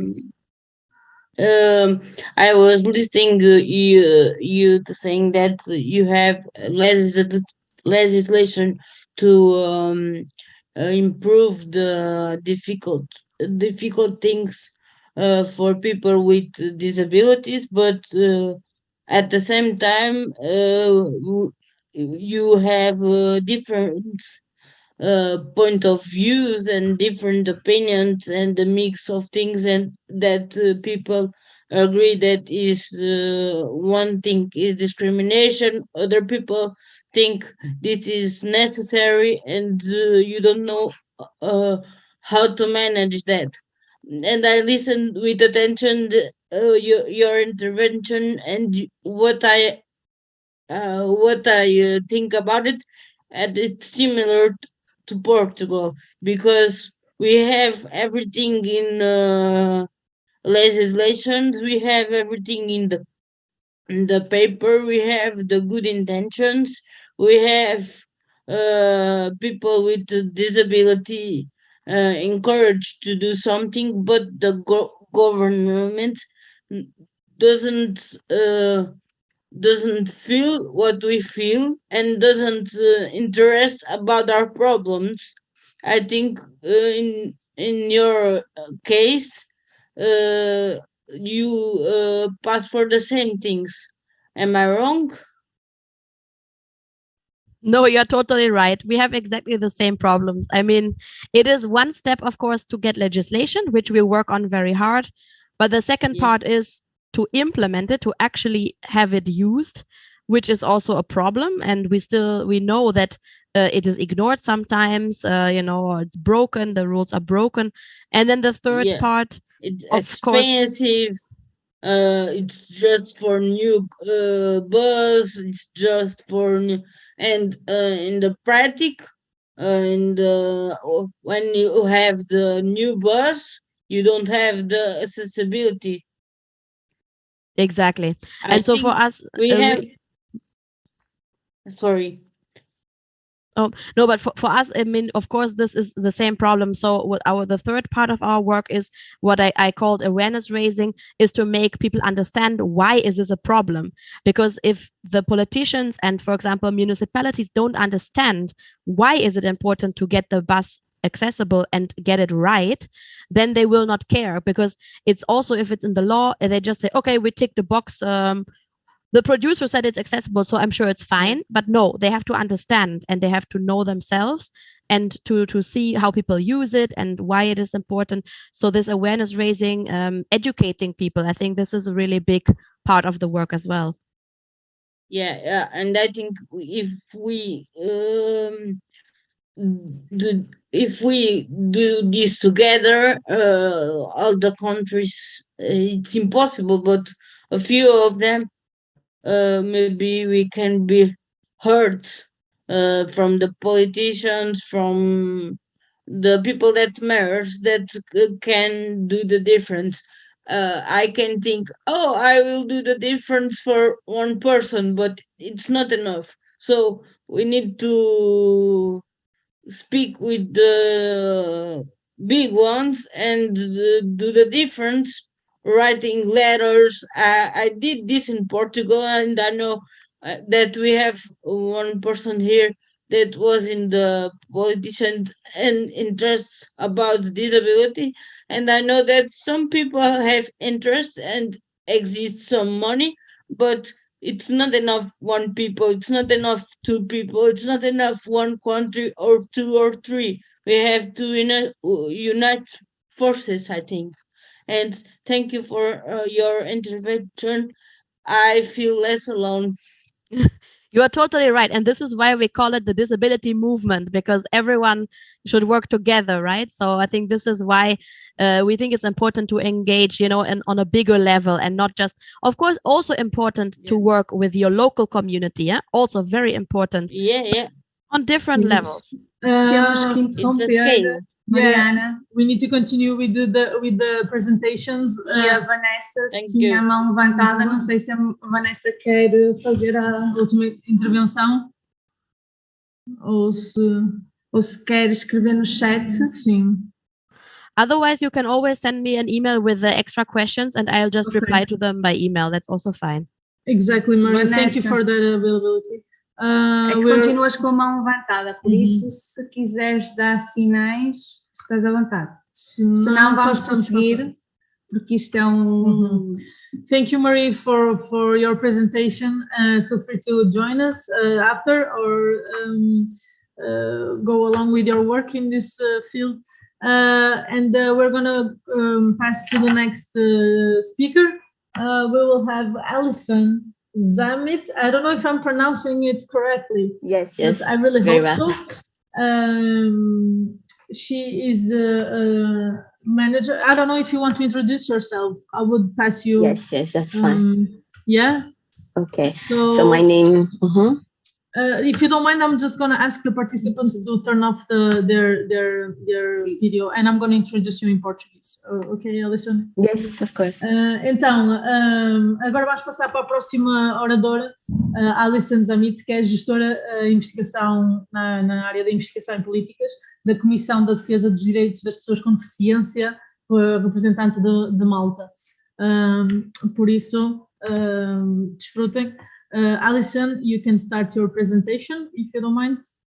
Okay, thank you very much. I am Alison Zamit. I have been working at the Commission for the Rights of Persons with Disability for a long number of years now. I'm very happy to have this opportunity and to meet you all. I look forward to explaining what the roles of the Commission is, and I also look forward to your questions, and hope I will be able to share some information about those as well. I'll try to share my screen. So I've prepared a short presentation. I was abroad for the past 2 days, so unfortunately I didn't have enough time to prepare this presentation. Especially I didn't have time to put in pictures and video clips, which I think would have helped to understand even the atmosphere of the work that we do. But there's a lot of information and pictures and video clips on our website, and I mentioned that at the end again. If you don't mind, you can expand your presentation, Alison. That's better. Yes? Thank you. Okay, so I'll start with the mission of the CRPD. The Commission for the Rights of Persons with Disability is committed to rendering Maltese society an inclusive one in a way that persons with disability reach their full potential in all aspects of life and enjoying a high quality of life thanks to equal opportunities. I'll go on and explain our mandate. So the Commission was first set up in 1987. That's more than 30 years ago. It was legally established in the year 2000 with the enactment of Chapter 413 of the Laws of Malta. In short, it's called the Equal Opportunities Persons with Disability Act, which act was also amended in 2016 to further strengthen the rights of persons with disabilities in Malta. It is the EOA that defines the various roles that CRPD should have. The EOA also defines the role of the Commissioner for the Rights of Persons with Disability, who is the legal representative of CRPD and who is also a person with disability herself. The Commissioner is Ms. Samantha Pajkazan. The Commissioner in her work is supported by 2 directors and the Secretariat. Dr. Bernard Busuttil, who is responsible for investigations, compliance and enforcement, and Ms. Rhoda Garland as the Executive Director of CRPD. And the Secretariat is made up of 42 employees who work in different units. I also wanted to mention that more than half of the CRPD employees are disabled people themselves. So in line with the mantra of the UNCRPD, that participation of disabled people themselves are involved in all aspects of CRPD's work, basically. CRPD is also appointed as the independent mechanism of the United Nations Convention on the Rights of Persons with Disability. So it also has the role to protect, promote, and monitor the implementation of the convention in Malta. I'll go on and give a brief overview of the different units that make up CRPD and the work that they carry out. So we'll start with the investigations unit, which I think is the unit that is mostly popular and that people know most about. The investigations unit receives complaints from persons with disability or their family members who feel that they have been discriminated against on the grounds of disability. And there are various grounds that the EOA covers, which include education, employment, housing, access to goods and services, physical access, and also health. Apart from receiving complaints from persons with disability, CRPD is also legally empowered through the EOA to commence investigations on its own initiative. In the investigations of complaints, the unit tries to reach a fast and trendy solution for the benefit of the person with disability and also for the benefit of the other party. And in our experience, we find that in most cases, this discrimination is often the result of lack of awareness on the part of the other party, who doesn't know what disability rights there are, who isn't aware of them. So basically results in discriminative behavior. Most of the time, the unit manages to reach an amicable solution. However, when it is not possible to reach a friendly solution, the unit has the power, CRPD has the power to take the case before the courts of justice and seek redress there. Apart from investigating complaints filed within the investigation team, the unit can also provide guidance and advice to the people who request it. So it doesn't just receive complaints, but people who would want more information on what their rights are, or how, for example, they can make sure that they provide reasonable accommodation for their disabled clients or disabled employees, they can also contact the investigations unit for that. Speak about the compliance unit. This unit's primary role is to receive planning applications from the planning authority, which is the Maltese entity that is responsible for issuing permits for buildings. The unit checks whether the development plans are compliant with what we call the access for all guidelines, which are actually national standards and are mandatory by law. So the unit's role is to ensure that the buildings that are being proposed will be physically accessible. For those who aren't familiar with such standards, for example, they would check whether the opening of doors are according to requirements. For example, the sizes of lifts, whether sensory facilities are accessible, etc. The unit works with architects and draft persons who prepare audit reports, obviously of the plans of buildings which will be used for public purposes, not for private purposes. In case where development plans are not compliant with the national standards, the technical experts explain what changes are required so that developers and architects can change their plans accordingly. The unit also offers consultation service at the planning authority offices so that we facilitate communication and make it easier for architects and developers to come to us, so to ensure that they will actually propose and eventually build buildings that are accessible for all. Now, another unit is the enforcement unit, which is a unit that is still developing. It was only set up very recently. So far, we have 3 enforcement officers employed with CRPD, and they've already undergone training, which included familiarization with current disability-related legislation, sensitization to the negative effects that breaches of disability rights can bring about, and also they were familiarized with technical aspects of standards relating to disability sector. Once the unit will be fully functioning, its role will include the regular presence in the community, which we also see as part of awareness raising, because the enforcement officers would be able to help people in the street understand what disability rights are. And another role of the unit will also be providing legal enforcement, especially in helping to stop or minimize the abuse and misuse of the blue badge, which would allow the blue badges allows its holders to park in cars park their cars in reserved parking bays. Now, the EU Disability Card Unit, which you were discussing just a few minutes before my intervention, the unit is responsible for the register of persons with disability in Malta, which is voluntary.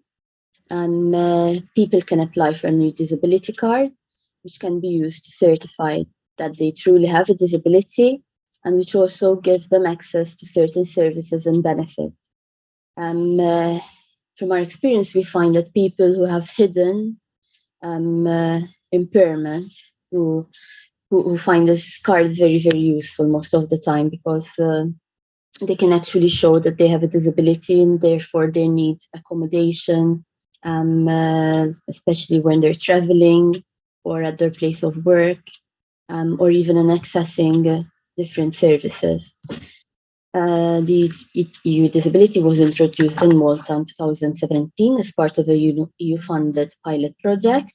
For those who aren't familiar with the card, it was also introduced in 7 European member states: Belgium, Cyprus, Estonia, Finland, Italy, Slovenia, and Romania. And like Marie from EBF was mentioning, there were discussions to try. The EU Commission was trying to get the other member states to also introduce EU disability cards in their state. So more information about the EU disability card in Malta can be found on the website. We have a website especially for the EU disability card. Coming to the research and monitoring unit, which is the unit where I work, the role of the unit has 2 main responsibilities. That is that of carrying out research related to disability sector, and also to monitor the UN CRPD implementation in Malta. During the years, we have published a number of studies and research projects, which are either carried out by the employees of the unit or otherwise are commissioned to external contractors. We've researched different subjects, such as employment, disability services, education, obviously the impact of COVID on people with disability. And the unit also published different publications. As an example, I've put down the guidelines for employers so that they can learn what adjustments they can put in their workplace. And we are currently researching the institutionalization and disabled people in Malta, and we plan to finish this study by the end of the year. And this was given priority by us because last year the government launched the disability strategy, the national disability strategy, and one of the objectives is to actually arrive at the institutionalization and community care. So the Disability Quality Training Unit. The unit provides disability quality training to various public and private organizations. Most of the time, such training is delivered for free. The training is also given by disabled people themselves. So the unit is made up of, I think, 5 people who have different disabilities so that they can explain themselves what barriers they encounter. And it's also customized to the needs of the particular entity. So, for example, if we're being requested by health services to provide disability quality training, we would adjust that training, especially for them. We'd see what questions they have, what information they should know, and so on. Most of the time, the training would involve disability etiquette and how to interact with people, for example, with visual impairment, with physical impairment, people who are deaf, what to do and what not to do in those situations. And it also covers, very importantly, the perceptions of disability. So we explain the social model as opposed to the medical model. And he also gives a short overview of the existing legislation. There are various video clips that were produced throughout the years on various topics on our website. They're also accessible for all. So, for example, when the speakers are talking in Maltese, we have English subtitles. Sometimes we have English translation, sign language interpretation, and it's most of the time presented in very simple language, so that it cannot be understood by everyone. I think this is the last unit. It's the communications team. The unit has various responsibilities, such as organizing events, conferences, publishing studies and publications, video clips for training. It's also responsible for awareness raising through CRPD's social media platform. We've recently published the annual report 2021, which brings together the work that was carried out last year by the different units. They're very busy. At the moment, we're also working on setting up a consultative committee of young disabled people, which EDF was also mentioning earlier today. That's all. That's my part. Stop sharing. Thank you for your presentation, Alison. And I'm going to now translate in Portuguese to our participants, if you don't mind. A todos os participantes, agora vamos ter uma apresentação, vamos já Vamos passar para a próxima apresentação e o debate resume-se no fim dessa apresentação, se vocês não se importam, que é para fazer Está agora... previsto no programa. Está previsto no programa, por isso nós agora vamos passar para a próxima apresentação. Alison, thank you so much for your presentation. We're gonna pass the presentation for the next guest speaker. So we will start the debate afterwards, if you don't mind. Even if we have questions for you, we will drop them on your email. If you're available to stay during the debate, we would appreciate, but yes, I can. We would be thankful if you could stay. So I'll be here. Okay. Thank you, Alison, so much. So we're gonna now pass to the next speaker. Is gonna be Professor Angarat. I hope I'm saying the name right, and I really hope there is no other way to say that. If you don't mind, now start talking. Professor, if you're there. I am here, and I'm so glad to be here. And yes, the pronunciation was very good, but it's a soft G, Angharad. So yes, we just would like to ask Alison to interrupt the presentation. Okay. If Alison stops sharing, yes, that's wonderful. I have to say that it was just delightful to hear from Alison. I came in and I heard a Maltese accent, and I have very good friends, and I'm actually a visiting an honorary professor at the University of Malta. So it's wonderful to hear from Alison about what's going on in Malta. So I'm very glad I caught the end of her presentation. Yes, it's I tried to get participants and to get this intervention around Europe.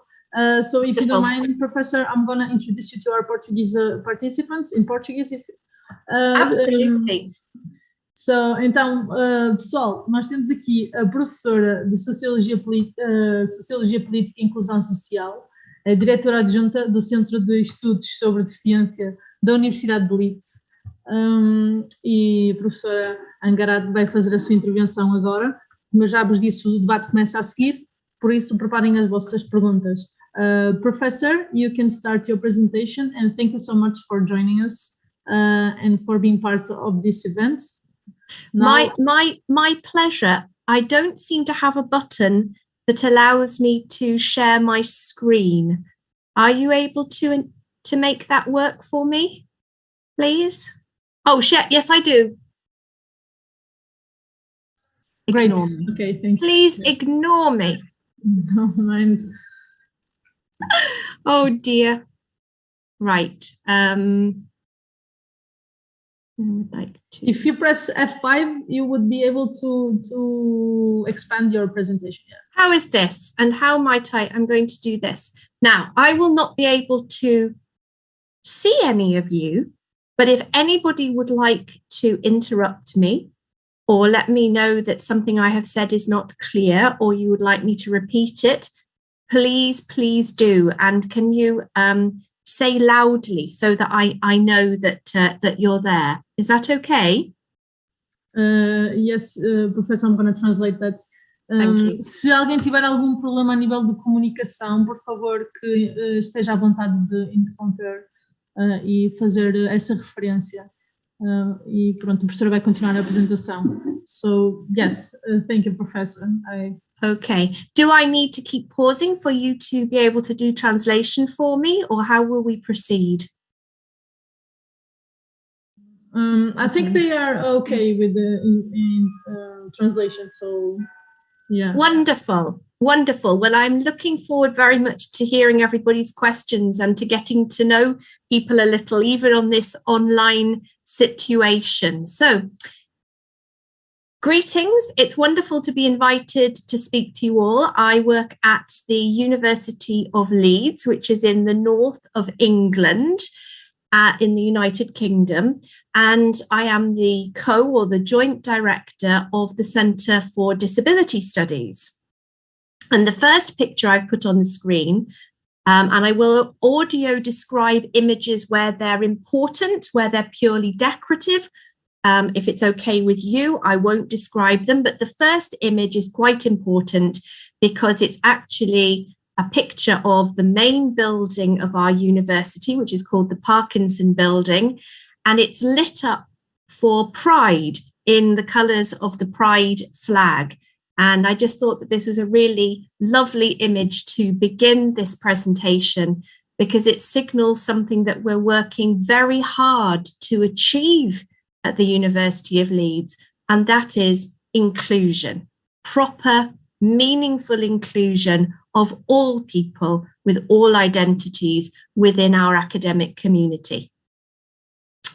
So, what is the University of Leeds all about? Well, we have certain values that drive what we do, and they are all about global change. We really want to make a positive difference in the world as a university.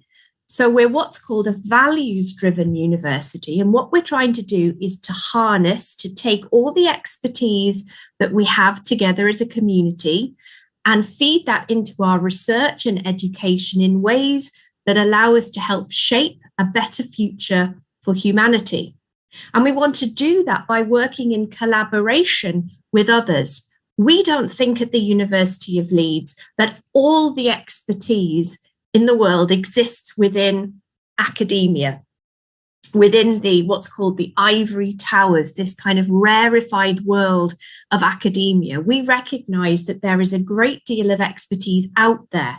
And what we want to do is to have a kind of open door at the university where we work collaboratively, respectfully, and recognizing all sorts of different expertise, including the lived expertise of people who are facing various challenges in the social world and living through those difficulties. And they are excellent allies to us in helping us to work to try to find better solutions for society and for people facing various kinds of difficulties, whether that be through global economic crises or global warming or an environmental degradation, or whether it be through inequalities and so on. So we want to benefit society. We are a global top 100 university, which matters to some people, I think, if they're thinking about where they might like to study and if they'd like to study. So as we're thinking about how we might build our CVs, then it's something to consider. And we also, and I think this is most important, we have a gold for teaching in the UK's assessment to show that really we put a lot of effort and dedication into making sure that our students have a great experience. Our students come from all around the world. We have more than 38,000 students, including more than 12,000 international students, and they come from more than 130 countries. I understand that there are over 50 languages spoken amongst our students and staff at the university. We have a big body of students who are engaged in volunteering within their communities, either at home, supported through the university, or locally within the region. And what we're trying to do is to prepare a next generation of global citizens and leaders, people who can solve problems, who can innovate, who can collaborate, think critically about the world around us, and think, how could we make it better? And we embrace the values of equality, diversity, and inclusion in our entire community and all that we do. Now I'd like to introduce the Centre for Disability Studies for a few moments. And on the screen, I have a collage of lots of photographs that have been taken. And these were just over 12 months to 24 months at the centre, showing some of the activities that were taking place.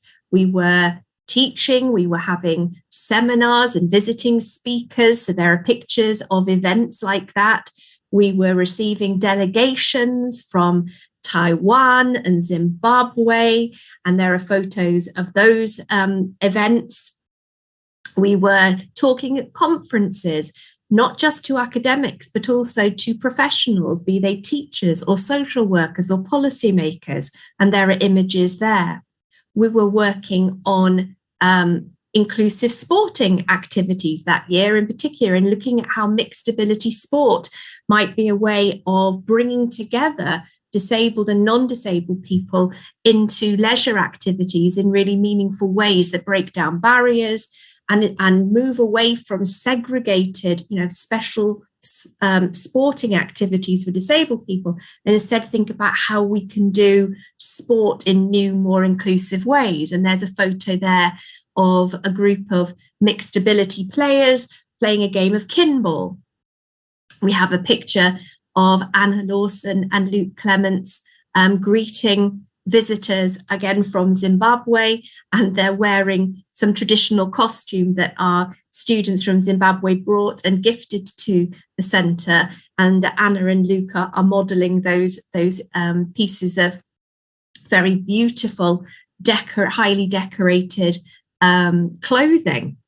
So there are lots of different images here, and I think there's a very beautiful picture of Anna Lawson's guide dog on here as well. So just to give you a flavour of who we are an interdisciplinary centre. We began in 1990 as the research unit for the British Council of Organisations of Disabled People. It's quite a long name, the BCODP.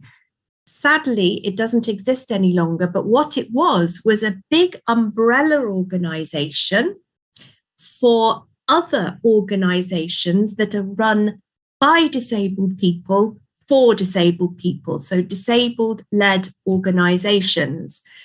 And at that time in 1990 in the UK, we didn't have any significant piece of law, legislation that guaranteed or at least set forth an expectation of equality and non-discrimination for disabled people. And the disabled people's movement, some would call it the disability rights movement in the UK, was at that time fighting very hard to try to get a piece of law in place in the United Kingdom that would guarantee disabled people's rights. But what they didn't have was really good, systematically collected evidence that showed the discrimination and the prejudice and the disadvantage that disabled people were facing. They wanted some research conducted that brought together evidence from surveys, from all sorts of different kinds of tools in order to help make the case. And they asked the University of Leeds, would you be able to appoint a researcher who would be able to do that work? And the University of Leeds said, yes, it would. And it appointed the then much younger Colin Barnes, who became Professor Colin Barnes. And Colin Barnes and other colleagues then went on to develop this research institute into the Centre for Disability Studies, and to also begin some of the first master's courses in disability studies, in fact, in the world. So it was a very pioneering centre. And I stand on the shoulders of giants such as Colin in trying to maintain the legacy of the important work that he did. So again, we have pictures here of various activities. We have my colleague Miro Griffiths at one of the Enil freedom drives, because many of the academics who work at the Centre for Disability Studies are themselves disabled people. And we all inhabit roles that we would describe as academic activists. We want to make sure that the research we do, and we only do research with disabled people, not on disabled people, but with them collaboratively, we want to make sure that the research we do is actually useful to disabled people in their fights for human rights and equal opportunities. And we also want to make sure that the teaching that we do prepares disability activists, people who are working in the policy world, people who are professionals who work with disabled people and who we want to be good allies to disabled people. We want to make sure that our education prepares people to be change makers. So our expertise is really varied. And I've put some photos on the screen, and they're just some jolly photos of some of my colleagues, Anna with her guide dog, Hannah, Nero getting his in his beautiful doctoral robes. There's a picture of Professor Roger Slee, who's giving a presentation, and another of Professor Mark Priestley giving a presentation. And there's a picture also of Andrea Holomotz. So our expertise in the centre covers many, many things, and I've put some of them on the screen. And I hope that some of these resonate with you and that they're what you're interested in as well. We're interested in disability, human rights, and social justice, in how we make policies that best support disabled people. We're interested in welfare and social care and independent living for disabled people. We're interested in understanding disability activism and political participation. And my colleague Miro is doing an important study at the moment on young disabled people's political identities and activities across Europe. It's very interesting and exciting. We're interested in disabled children's rights, inclusive education, inclusive sport and play. But we're also interested in the intersection between disability and race, disability and gender, disability and sexuality. We're interested in disability hate crime, which we deplore, and the violence that many disabled people sadly experience. And how do we address that through the criminal justice system? And how do we provide better support for disabled women and others who may be experiencing violence, domestic violence, sexual violence, and so on? And we're also interested in how we can practically build more inclusive societies, more accessible transport and public space, better architecture, better assistive technologies, and so on.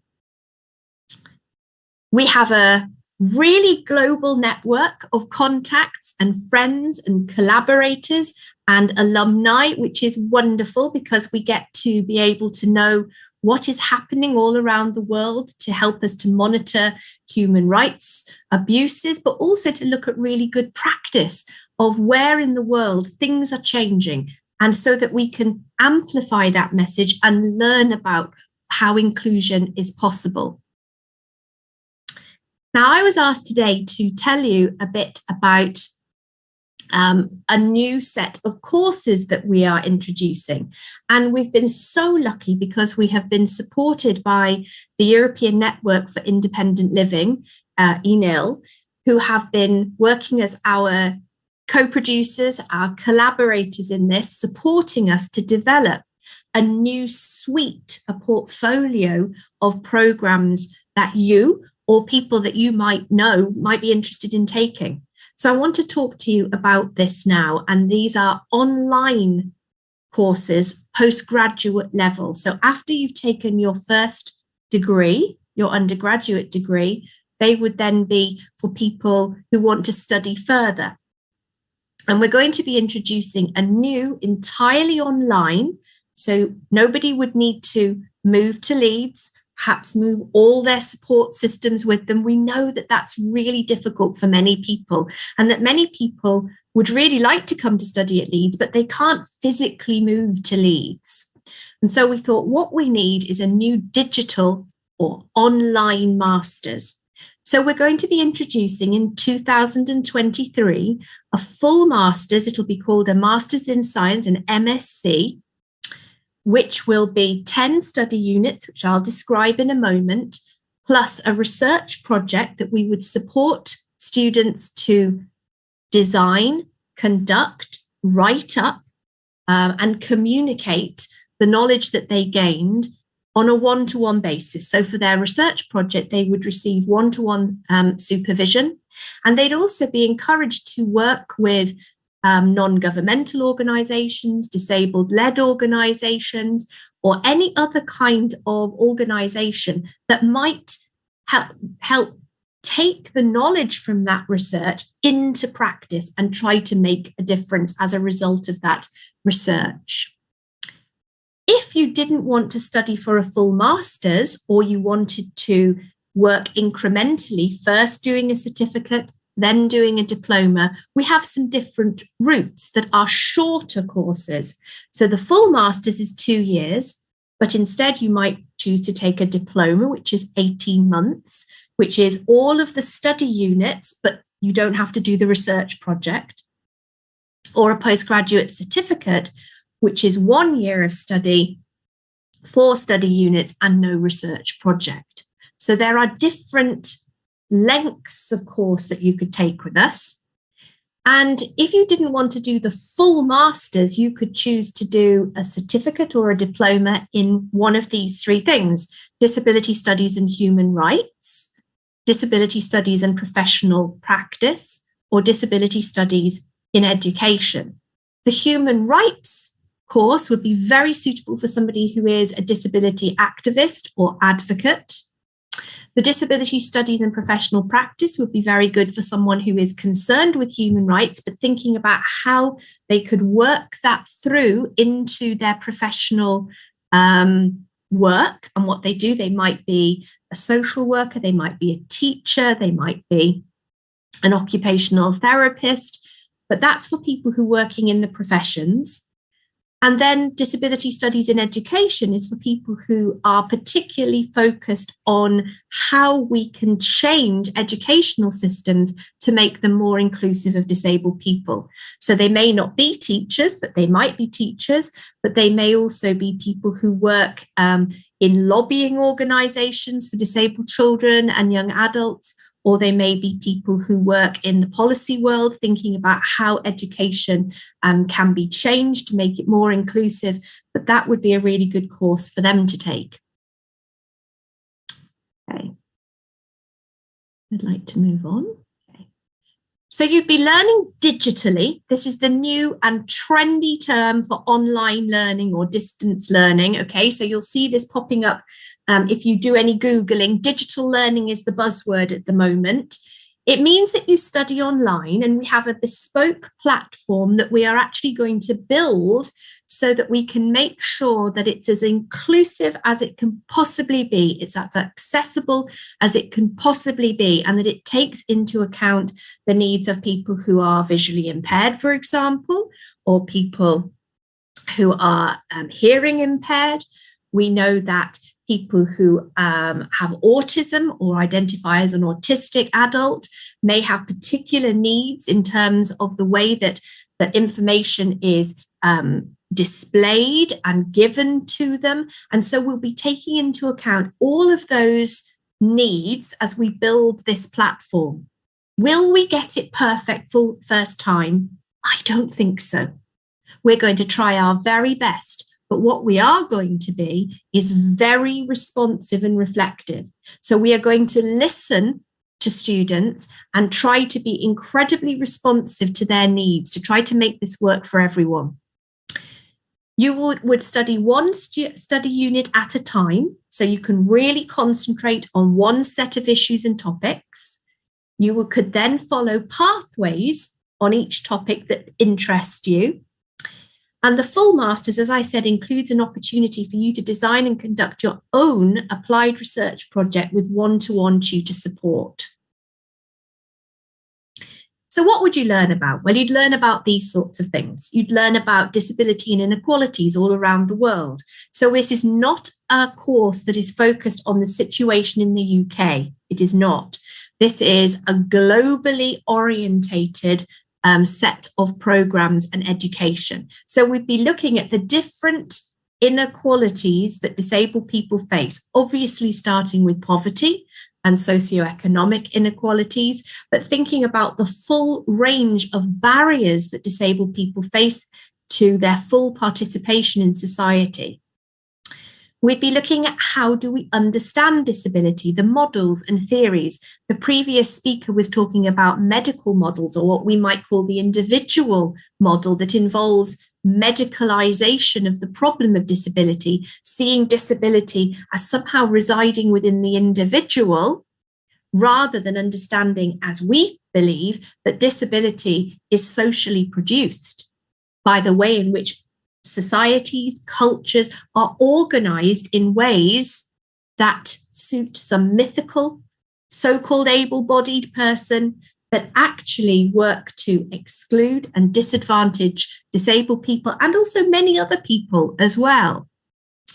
We're going to be looking at practical steps to build an enabling society, human rights, how this affects disabled people over the life course, and how you can become change makers, really equipping you with the skills to know how do you write shadow reports for the UN? How do you forge campaigns in your local communities to make change happen? At every scale, from the local to the most international, we will be thinking about how we can work together to create change. And that is me going to stop. I know. I'm just going to stop on this learning slide because I think it's important that people know that UDL, which is called Universal Design for Learning, informs what we do. But this is less important, I think, than the content. So if I stop now, maybe people can ask me questions, or I can share these slides with you all later. Yes? Yes, we will appreciate that. Exactly. Okay. O debate está aberto. A Alison e a professora Hangard estão disponíveis para as vossas questões. Podem começar por fazê-las. Se quiserem, pela ordem das comunicações, estejam à vontade, podem ligar as câmaras também. Professor, we're going to start now the debate. So if there's any questions. I am really looking forward to hearing what questions people might have and to see what interests people. Não sei se alguém tem alguma pergunta. Are people going to put their cameras on? Are we no pressure to do so, but I would love to see people. Yes, they are already with their camera on, some of them. Podem começar. Se alguém tiver pergunta, podem começar. Hello, I see Mariana, waving. Eu não consigo ligar o meu vídeo. O anfitrião não deixa. E agora, deixa. Jorge, vê se já está. Agora sim. Ok, então. Well, I think it's very interesting, the idea of these masters. Well, the question I have is, how much does it cost? And that's the slide at the end. So I'm going to put the slide up again, okay, so that people can see. But I have put this in, I realise now it's in British pounds. So I hope that people can do the exchange rate. Yeah. So let me put this onto the screen for you. Okay, can you see this? Yes? Can you see? Yes. Okay, so we are still confirming the cost, but we would expect the short course, the postgraduate certificate, to be about £3,000. The diploma to be, actually, that's a typo, it's £6,000.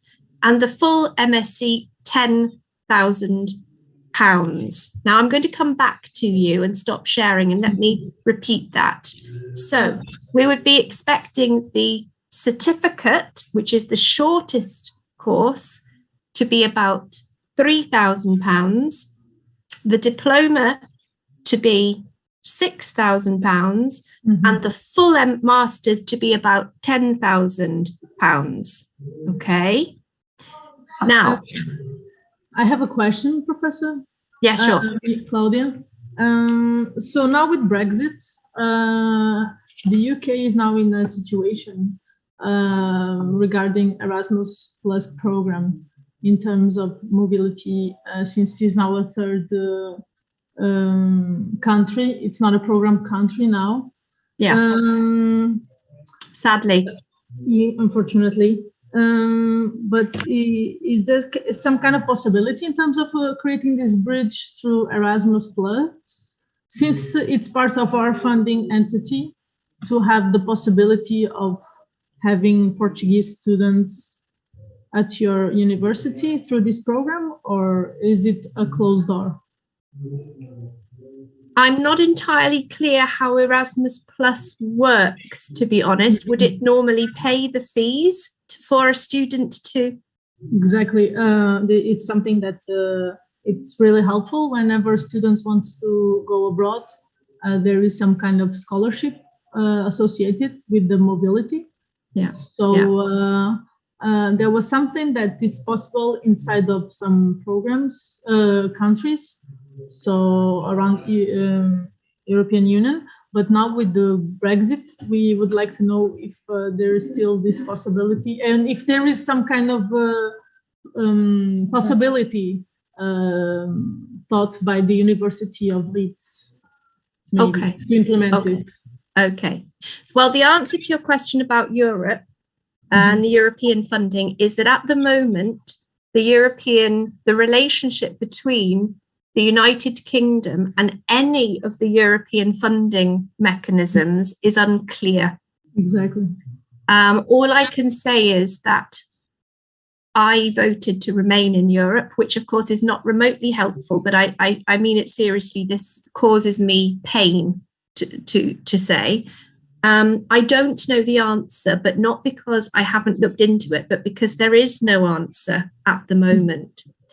So one of the other reasons why we are waiting until 2023 to launch this is because I want further clarity from Boris Johnson about, because it is literally at that level, about what the relationship will be. So I have to say, watch this space and we will get some clarity. But what I'm also working on is to try to secure some other kinds of funding that we could use to offer either full or some partial bursaries, or scholarships, whatever you would like to call them. The University of Leeds does have some of these sorts of things available, but not enough. It's never enough. That's not unusual. I think that would be the case probably in most universities. It is worth remembering, though I say this with some anger, if I'm honest, about the cost of higher education generally, but normally a master's at a top 100 university in the UK would be about £20,000. So I have already persuaded our Vice Chancellor to make this about half the price cost of a master's. Okay. Now the problem is that if you don't have £10,000, it doesn't really matter whether it was 20,000 or 10,000. It's still too much money, right? Okay. So, but the advantage of me getting it down to £10,000 is that if I can find somebody, a funder who will meet the cost, hopefully I will be able to get more bursaries and more scholarships. So I'm working really hard on that at the moment. And if anybody in this call has any ideas, if there are any funding bodies, and I am thinking now, not of charity in that disempowering way that people say, but nevertheless, there are philanthropists, people who are sometimes willing to give money to support people to do this kind of empowering course. And I think that it would be wonderful if together we could look at this. This is certainly something that I have been and will be talking to the European Network for Independent Living about to see whether we can do that. Exactly. So, Georges, I'm sorry that that I cannot say better than that. But what I would say to you is that one thing that is possible is that one can begin on the certificate and then move to the diploma and then move to the master's, spreading the cost over several years. And the learning that you'd done at each level would carry forward into the master's. So you could begin by doing 4 courses, and that would be £3,000. Then you could do some more and build up to the diploma and pay the difference in the cost, and then pay again some more and finish the master's. So you could also spread the cost over perhaps 4 years or something along those lines. I wish I could solve that problem. Can I ask a question? Please, Katarina. Thank you. Hi. Hello. Thank you so much for your intervention. I'm a psychologist, and a clinical psychologist, and I am psychologist. Yes. Yes, a PhD researcher. So I was very excited with your programs, and I would like to know if you have any program specific in psychology in disability in university. Not really, Katerina, and I'll tell you why. And I suspect that you're going to understand me very well when I say that disability studies as a field has become very interdisciplinary, hasn't it? Mm-hmm. But where it began, which is really in, I suppose, the 1980s and into the 1990s, it began as a constructive critique of the medical and the psychological sciences, right? Yes. It was born of disabled people's frustrations, their angers, actually, at the way in which the medical and the sciences had been so dominant in their lives, determining the nature of the problems that they faced and what the possible array of solutions might be. And those solutions tended to focus at that time, mm-hmm. did they not, on changing the person, on fixing the person, not changing society. Okay. So in the UK, there isn't so much of a tradition of disability studies within psychology, mm-hmm. because it was largely criticizing psychology. Having said that, there are some wonderful authors from psychology, and a good example of these would be that my colleagues at the University of Sheffield, so Professor Dan Goodley, Catherine Runswick-Cole, Rebecca Lawtham, you're smiling, maybe you've come across their work. Okay? Yes. They would consider themselves to be critical psychologists or radical psychologists. Mm-hmm. So we draw on their work as they draw on ours. Mm-hmm. So critical psychology, critical psychoanalytical perspectives, we engage with, we use, we think about, mm-hmm. but we don't identify as psychologists. So I would say that would be the relation. So if you came to work or study with us, we would welcome somebody from psychology who was doing things differently. Yes. I have, for example, a PhD student at the moment who is a speech and language therapist, who in the past, that kind of profession might have been seen as part of the problem. Now we're thinking, how do we make that profession part of the solution? How do we radically re-engineer and change that profession so that it can be more empowering of disabled people? Does that answer the question? Thank you. I was asking because we have a growing body of research in affirmative therapies in sexual minorities, for example. Right. And I think it would be very interesting to adapt perspective into disability. So I was very interested in doing that. So are you doing a PhD on this right now, Katarina? No, unfortunately, no. I think you need to. Yes, I know. I think you need to come to Leeds so that we can. We have another question from Sarah.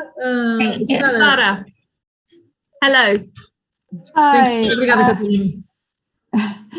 Hi, my name is Sarah. I'm actually in the UK, although I am an autistic advocate in Portugal. Okay. And my question, it goes specifically for the process, because the process to actually go into a postgraduate in the UK is very lengthy. The interviews are a bit complicated. How to approach people is a bit different than Portugal. And it will be great to have a bit of more of, for example, an easy read guide for disabled people, especially autistic people that might struggle a little bit with the interview process and connecting with the Leeds University.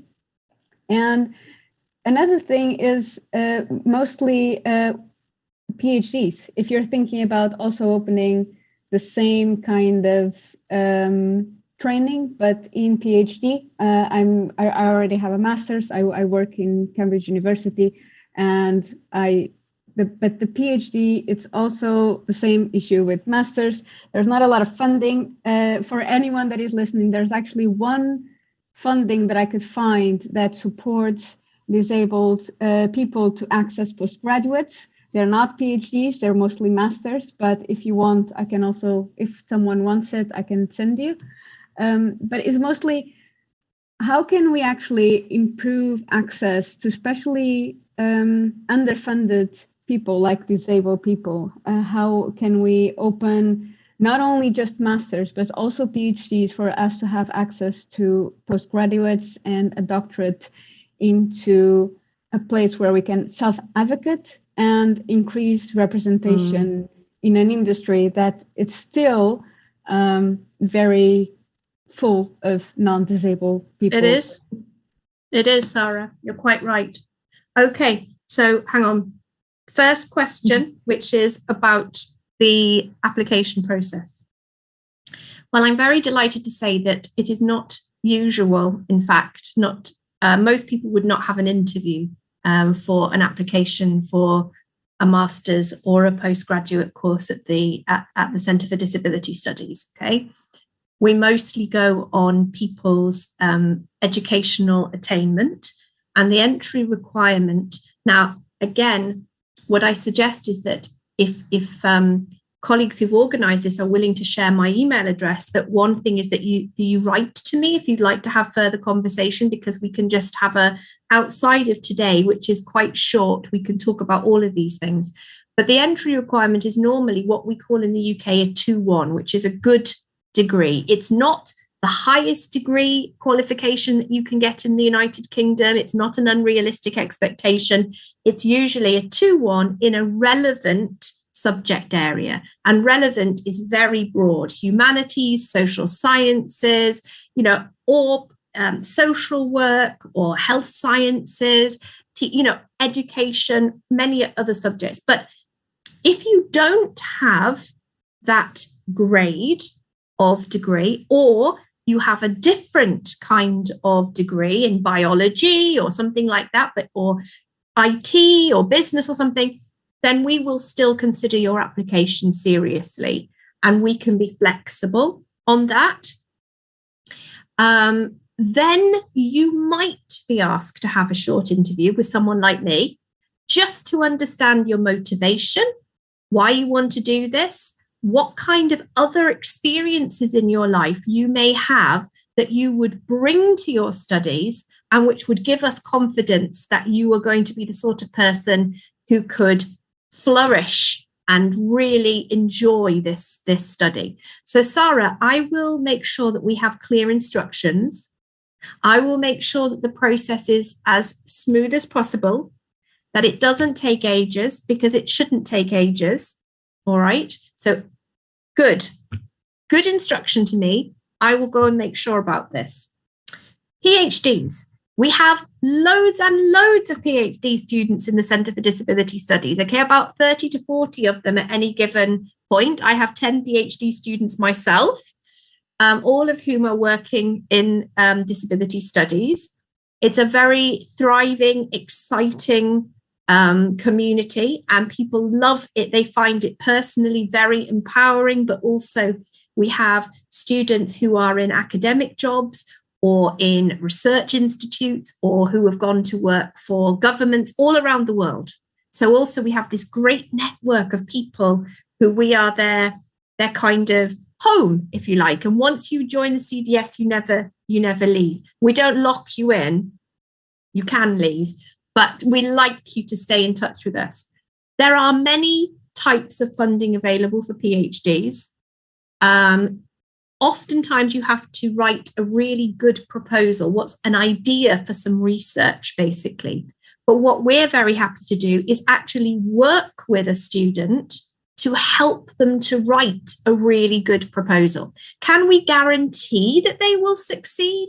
No, but we can very much increase their chances of success. And finally, I would say this, that our graduate school and our who are basically the people in charge of PhD education for the university are looking to see whether we could do online PhDs, right? Which would probably be less expensive and involve people coming just for visits to the university rather than having to relocate, because oftentimes it's the relocation that actually costs the most. So we're on that. Okay. Thank you, Professor.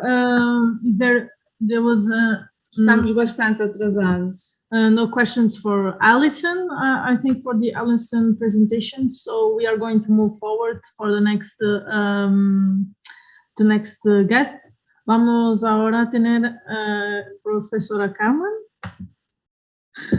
So agora vamos ter a professora Carmen da Universidade. Podem desligar as vossas câmaras. Sim, agradecemos que desliguem as câmaras. So thank you, Professor, for joining us. A professora vai entrar no momento em que estaria a começar a comunicação. May I say one last thing before I end? Yes. Please. And that is that there's something really important that I haven't said.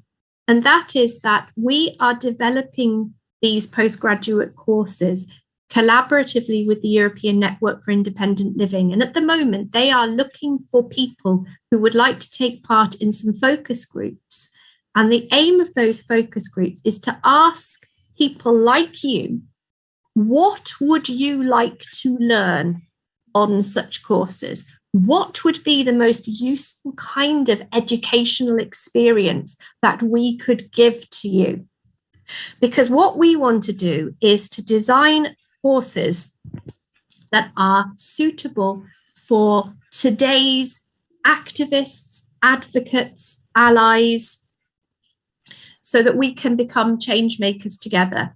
So although we don't have time now, what I would hope is that either you would maybe write to me or say that you'd like another Zoom chat with me so that we can talk about what you would like to learn, so that we can shape our training to something that really suits what you would like.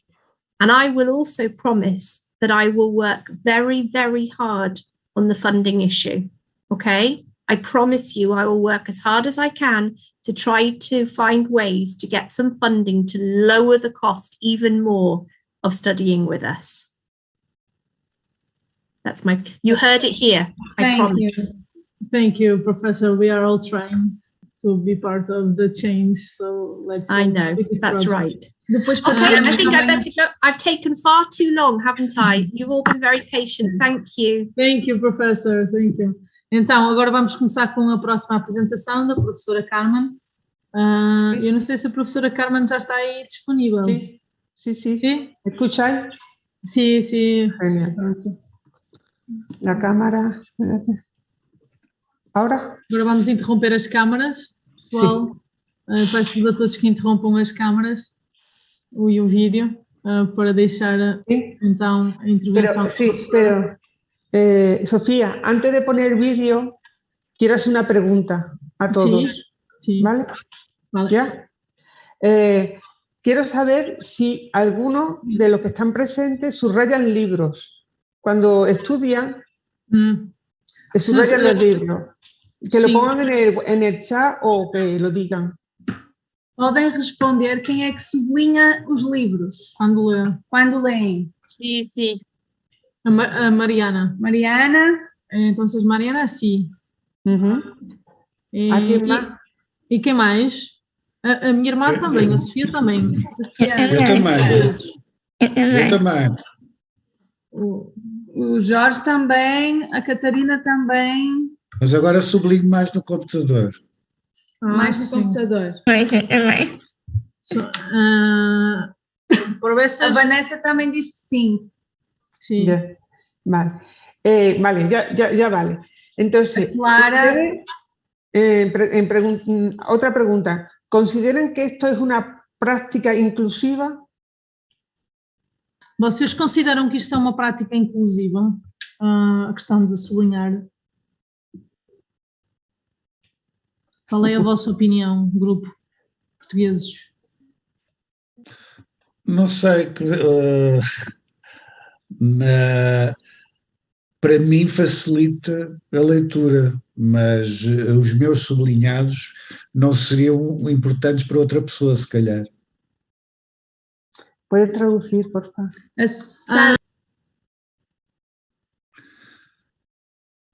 Perdón, está diciendo que para él es mejor, es en una individualidad para él. Facilita a leitura, facilita a minha leitura. É mais fácil para ele. Sim. Sara Rocha diz que é para focar algo importante. Clara diz que é para focar algo importante e a Sara Rocha a nível da atenção. Também facilita. Sim, mas que para outra pessoa, penso que os meus sublinhados, para una otra persona, lo que hago no sería talvez útil. Que están diciendo que es algo que están haciendo para sí, no es para otros. Sí, y ahora, la tercera pregunta. ¿Esta práctica es discriminatoria para otras personas? ¿Esta práctica es discriminatoria para otros? ¿Sí? Para otras personas, para otros estudiantes. Sí, pienso que puede condicionar el pensamiento de otras personas. El pensamiento, vale, muy bien. Traduce, ¿vale? Aquí hablamos de pensamiento, vale. Pues quiero empezar con esta reflexión en cuanto que en la universidad hay estudiantes diversos. Cada vez hay más estudiantes diversos en la universidad. Personas que no ven, personas que no escuchan, personas que tienen movilidad reducida, personas de otras culturas, personas de otra, ¿cómo diríamos?, de otras identidades, ¿no? Entonces vamos a poner vídeo. El vídeo está traducido al inglés. Si lo podéis poner, te lo agradecería. Sofía. Sí. Vamos por tratado. No, Dios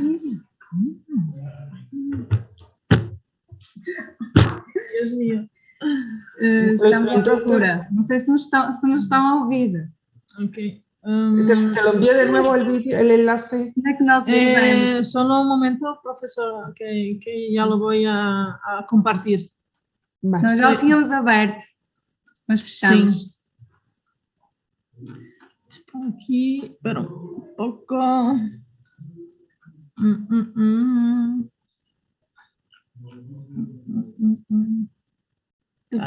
Ok, vale. Ok, vale. Voy a compartir. Vale. Que esté la transcripción en inglés para que lo puedan leer. Ok, vale. Ok.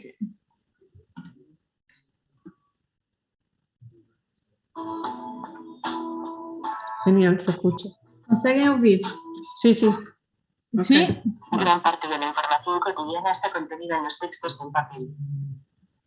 Existen programas informáticos que convierten los libros en archivos de audio accesibles para las personas con dificultades en la lectura. La eficacia de estos sistemas se ve muy reducida cuando los libros están subrayados. Este es el audio que se obtiene cuando se procesa un texto subrayado. Papel social de la mujer en todo el mundo. La joven variedad.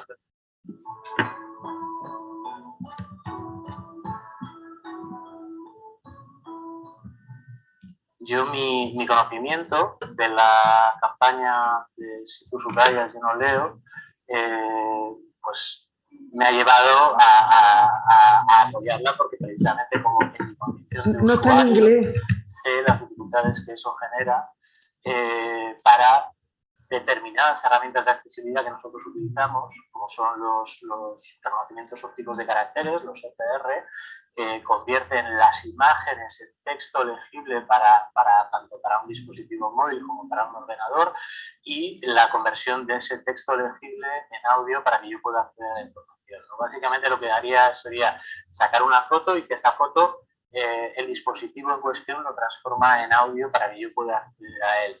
Obviamente, esas herramientas dependen de la claridad con la que la imagen se tome del texto. Y obviamente en los casos en los que hay anotaciones a mano o subrayados o otro tipo de interferencias o ruido dentro del texto, pues hacen que se dificulte seriamente esa lectura a través de esas herramientas.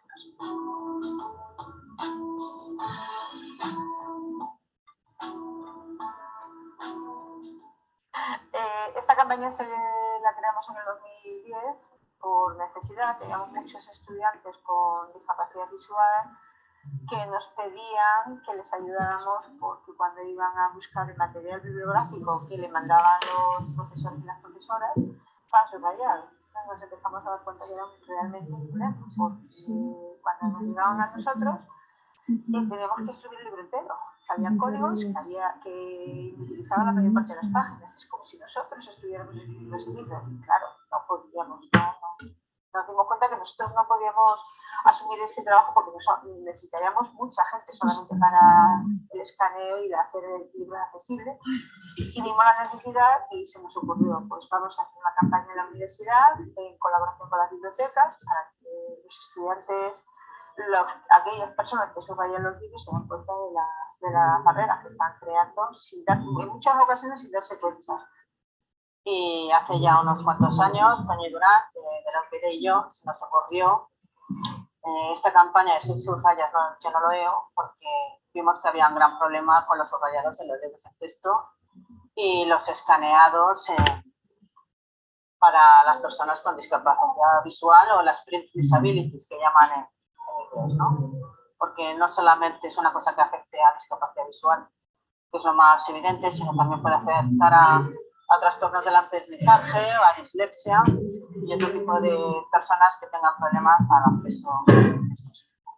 Entonces, el subrayado, vimos que lógicamente el OCR no puede capturar las letras, normalmente lo confunde con símbolos diacríticos y era un problema gravísimo a la hora de poder acceder a la información por este tipo de usuarios y se les mermaba su derecho a la información, como cualquier otra persona.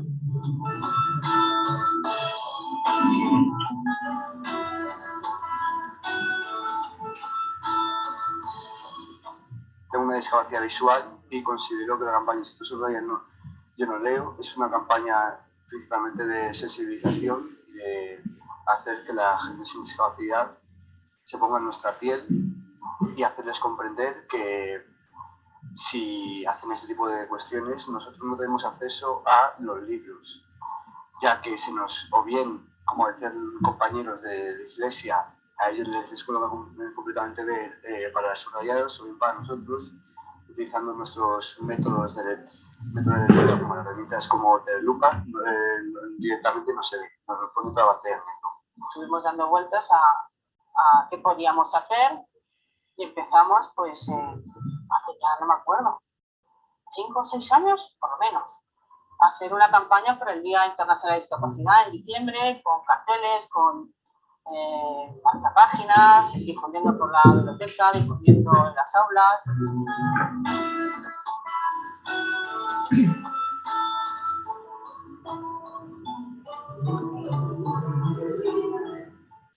La primera vez que vi esta campaña, Si tú subrayas yo no leo, dije, una nueva técnica de estudio. Bueno, pues bien, eso no iba dirigido a cómo estudiar, iba dirigido a las barreras que yo estaba creando cada vez que subrayaba, no un libro propio, sino un libro público. Un libro público que no es solamente para mí, que es para mí y para todos los estudiantes que a partir de ahora ese libro no lo pueden comprar porque posiblemente esté descatalogado. Le dimos en un principio 3 enfoques, fundamentalmente porque no subrayaban los libros para que los estudiantes pudieran ser autónomos. Esa es la función principal y la idea principal. A la vez dábamos a conocer la oficina y también hacíamos sensibilización. Estábamos contando que había un colectivo de estudiantes que leían de otra manera. Y esa fue la principal razón por la que hicimos esta campaña.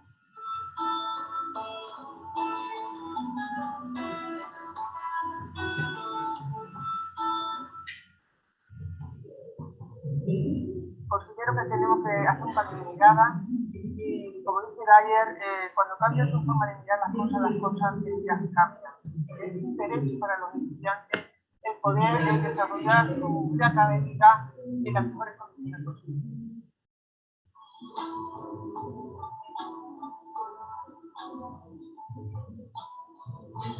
Dentro del proyecto europeo Erasmus, conocí a la campaña sobre la Reunión.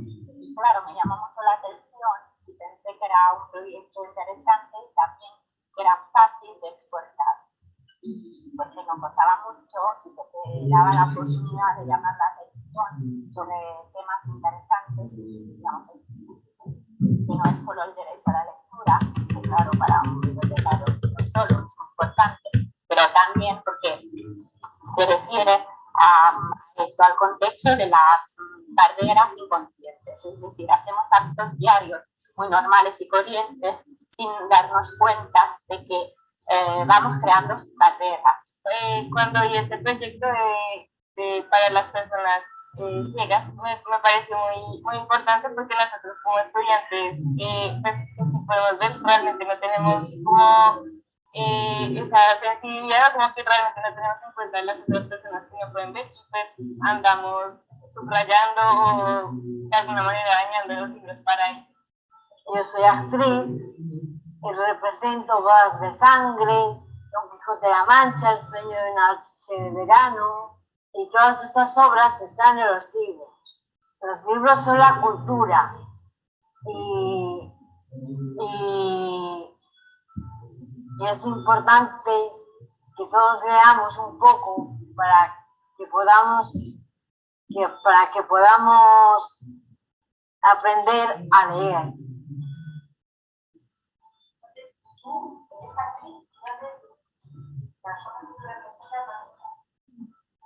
En los libros.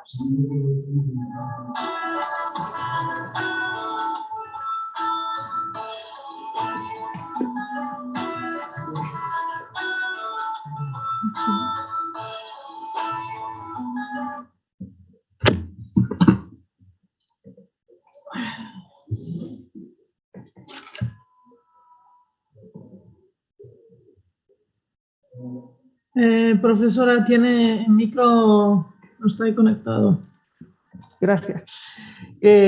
No sé si en este vídeo se ha visto reflejado las dificultades que tienen los estudiantes cuando ven un libro subrayado, ¿vale? Las personas que tienen baja visión, que tienen espastosidad, tienen mucho movimiento o tienen TDAH y tienen el libro o los apuntes subrayados, no pueden leer esa parte. Entonces estamos, una práctica habitual, como decía el profesor, que es normal, ¿vale? Y lo tenemos incorporado, está dificultando, estamos causando discriminación entre el estudiantado, porque esos estudiantes empiezan a estudiar con menos tiempo que un estudiante que ve bien y puede ver lo subrayado. No sé si me explico o tienes que traducir. Pregunto. ¿Sí? ¿Se me escucha? Eu não sei se os participantes conseguiram entender a pergunta ou se precisam de ajuda. Explicaram qual era a lógica do... Se me entiende, como hablo español, no sé si tienes que traducir, pregunto. No.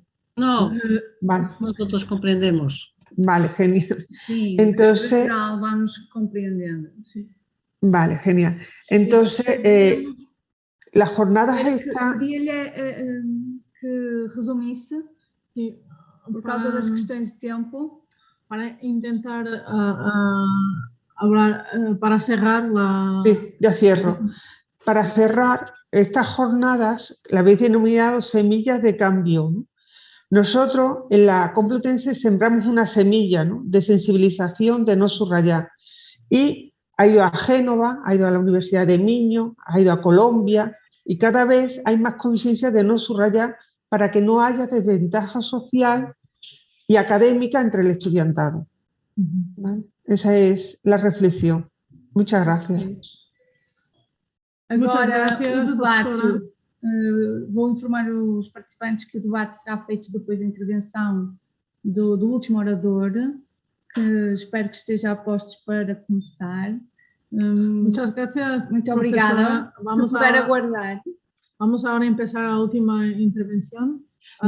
Muchas gracias.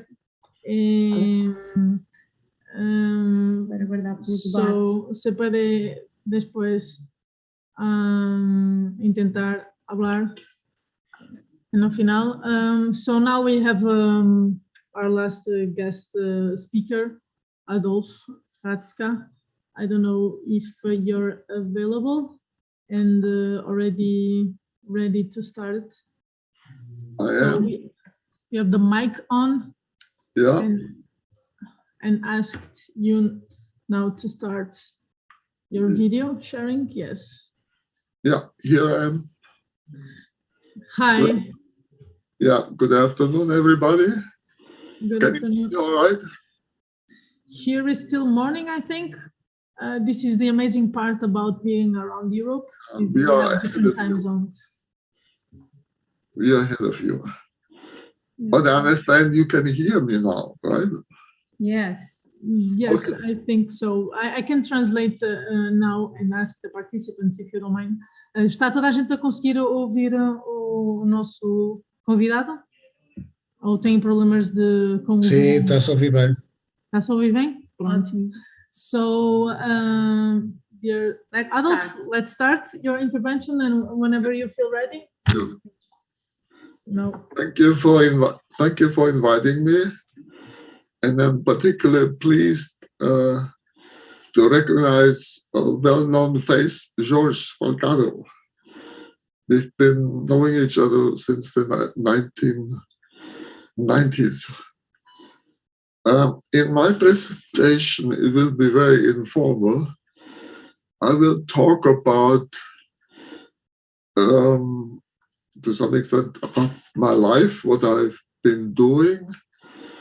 I've been disabled since the age of 17, and now I'm 78, which means I look back to 60 years of living with a considerable disability. What have I done? The obstacles I've met, and what have I learned from that? And hopefully I can pass on some of the things. At the age of 17, I contracted polio, ended up in institutions, lived there for 5 years. So I know quite a lot about how it is to live in institutions and why we should help other people to avoid that experience. I wasn't there because I was medically unstable. I was there because there were no appropriate community-based services available at that time. We are talking about Germany in 1961. There were also no barrier-free housing, which we could afford. So I was living in a hospital, which is still, to some extent, quite common in some countries. I managed to escape. I use that term on purpose. I managed to escape from the institution by studying at the university in California.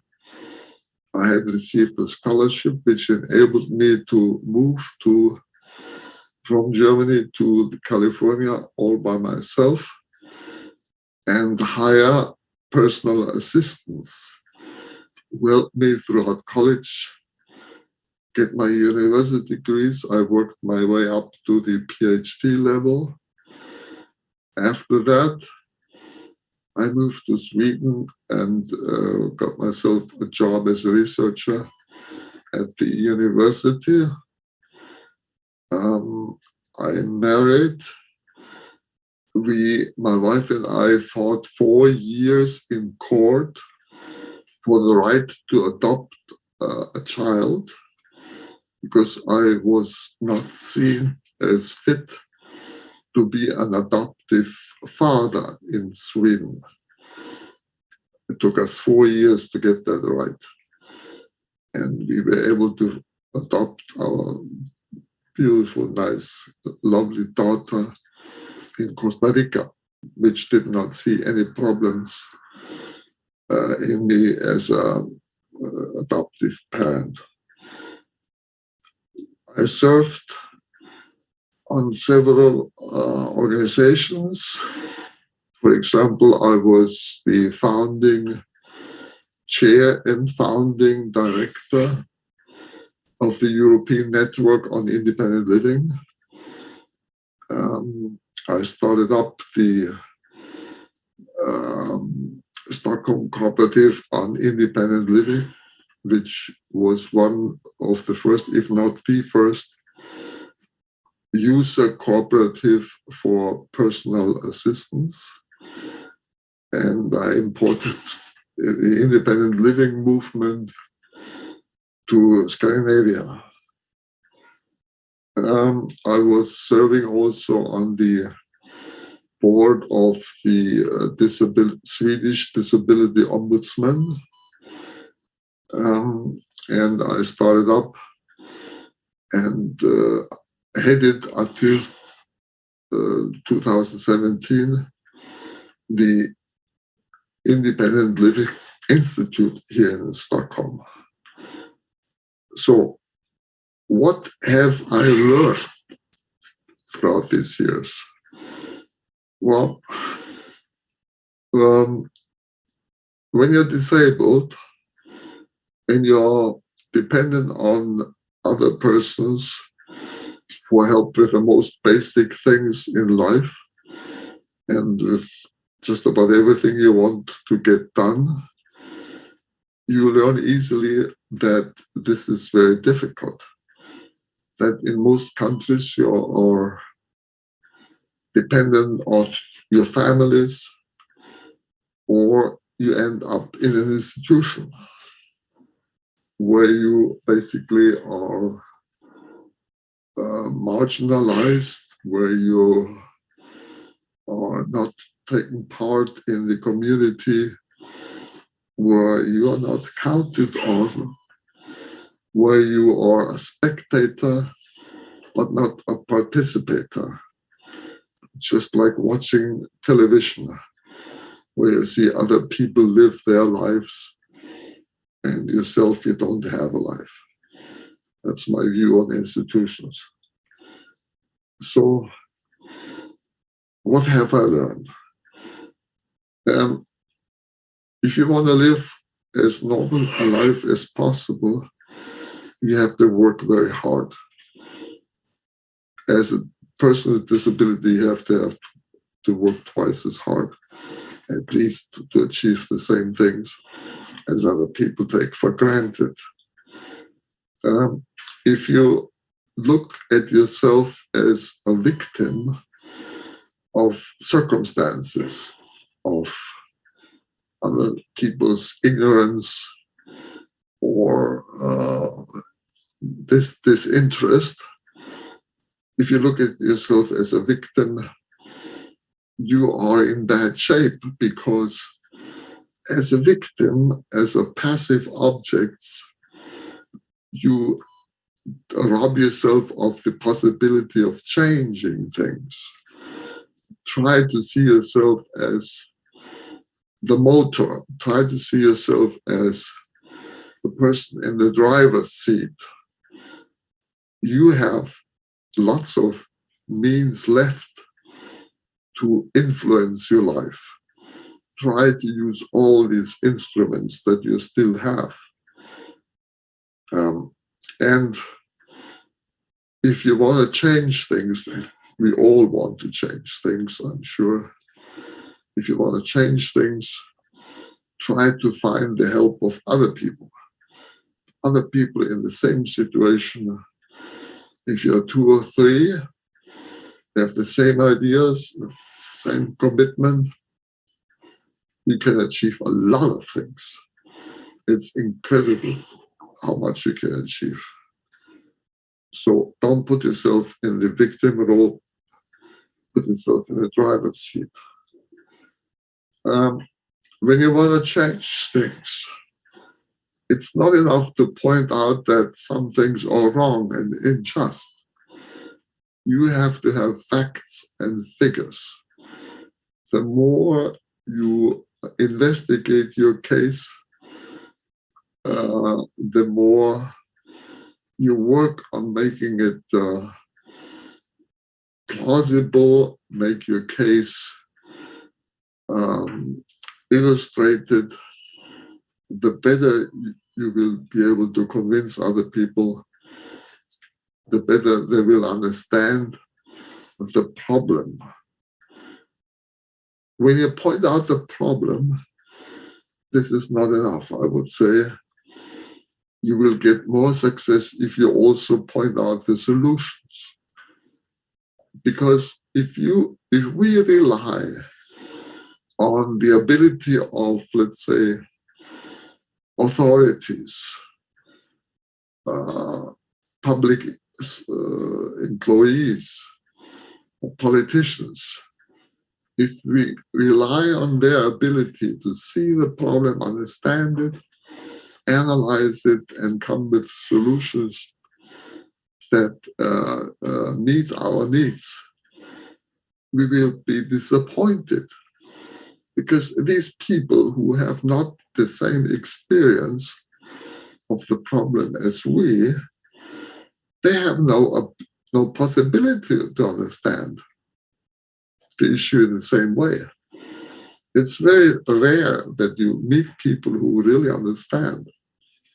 No, we have to make sure that we propose the solutions.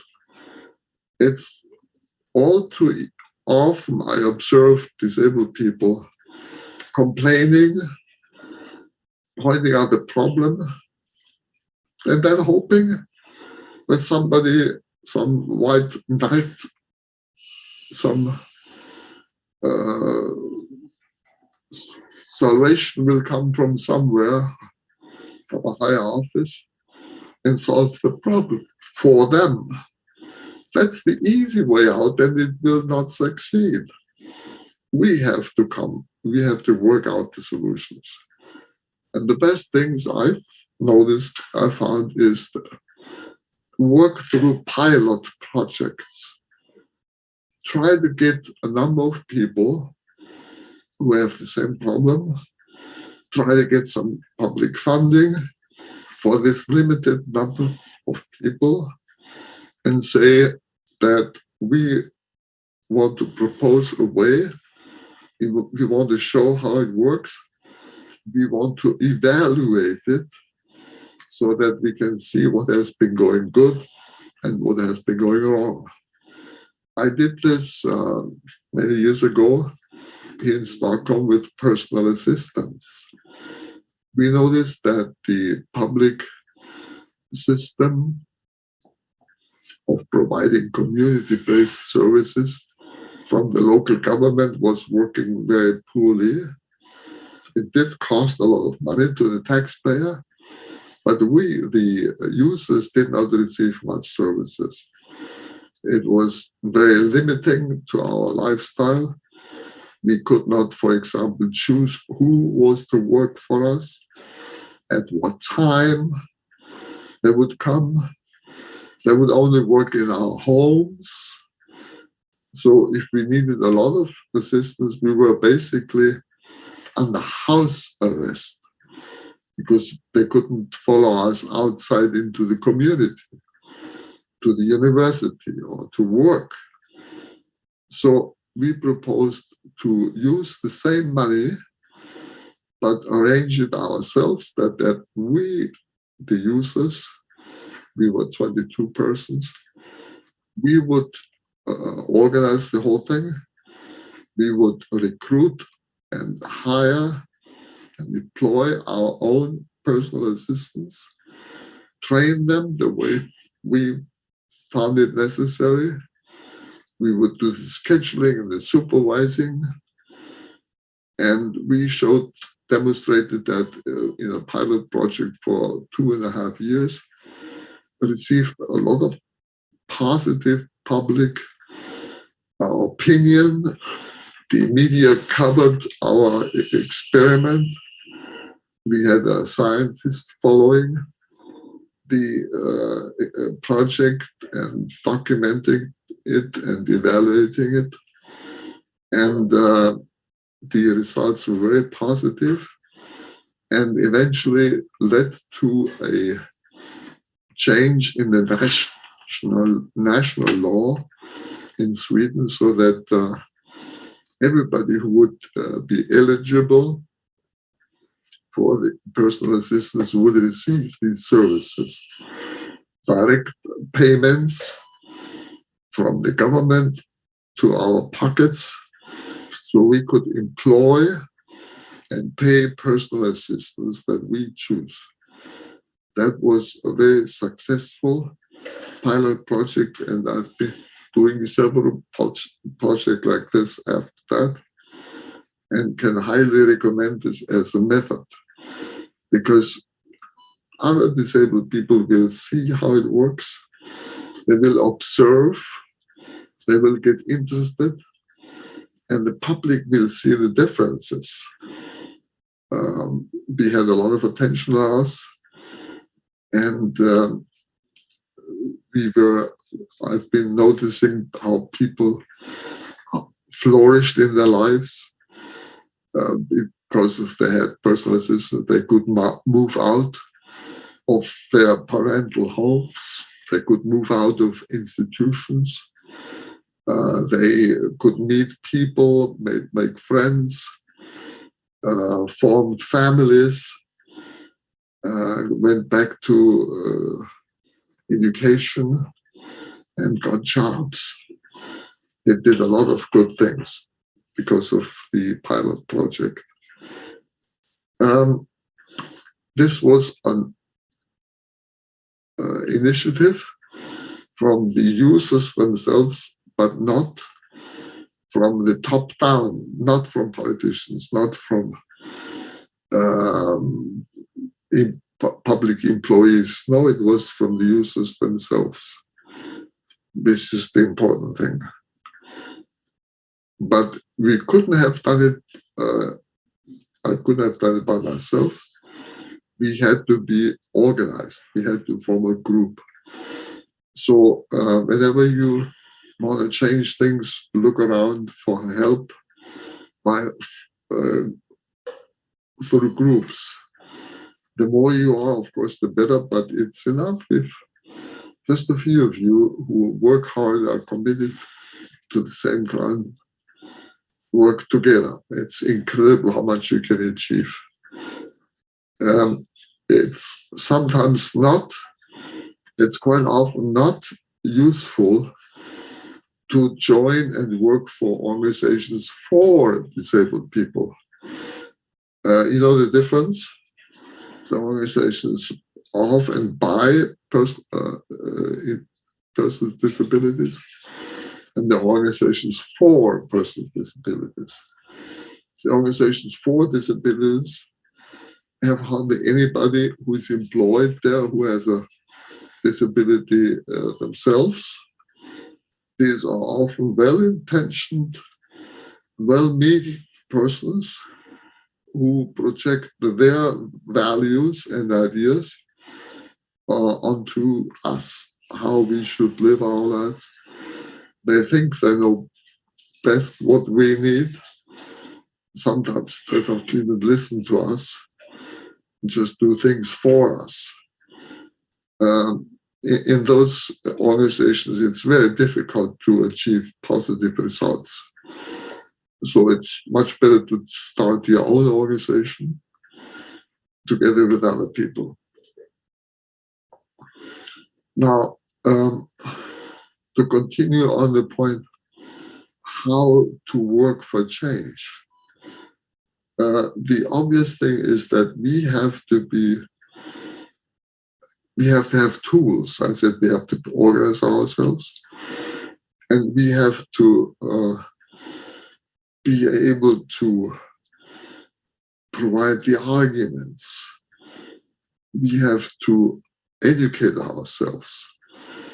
we have to try to get as much education as possible. There's never enough education. The more we know, the more we can apply that to our fight. I'm not saying that we have to fight all our lives. We also have to have lives of our own. Work is not everything. You cannot work efficiently if you don't have a life on your own. So, working together with other people, with friends, can be very enjoyable. You can have a lot of fun working together with other people. And that's the main thing. The more fun you have in your work, the more effective you will be. The more persuasive you will be. It's not good to be frustrated and bitter. You won't achieve that much. Better to be joyful and enjoy what you're doing.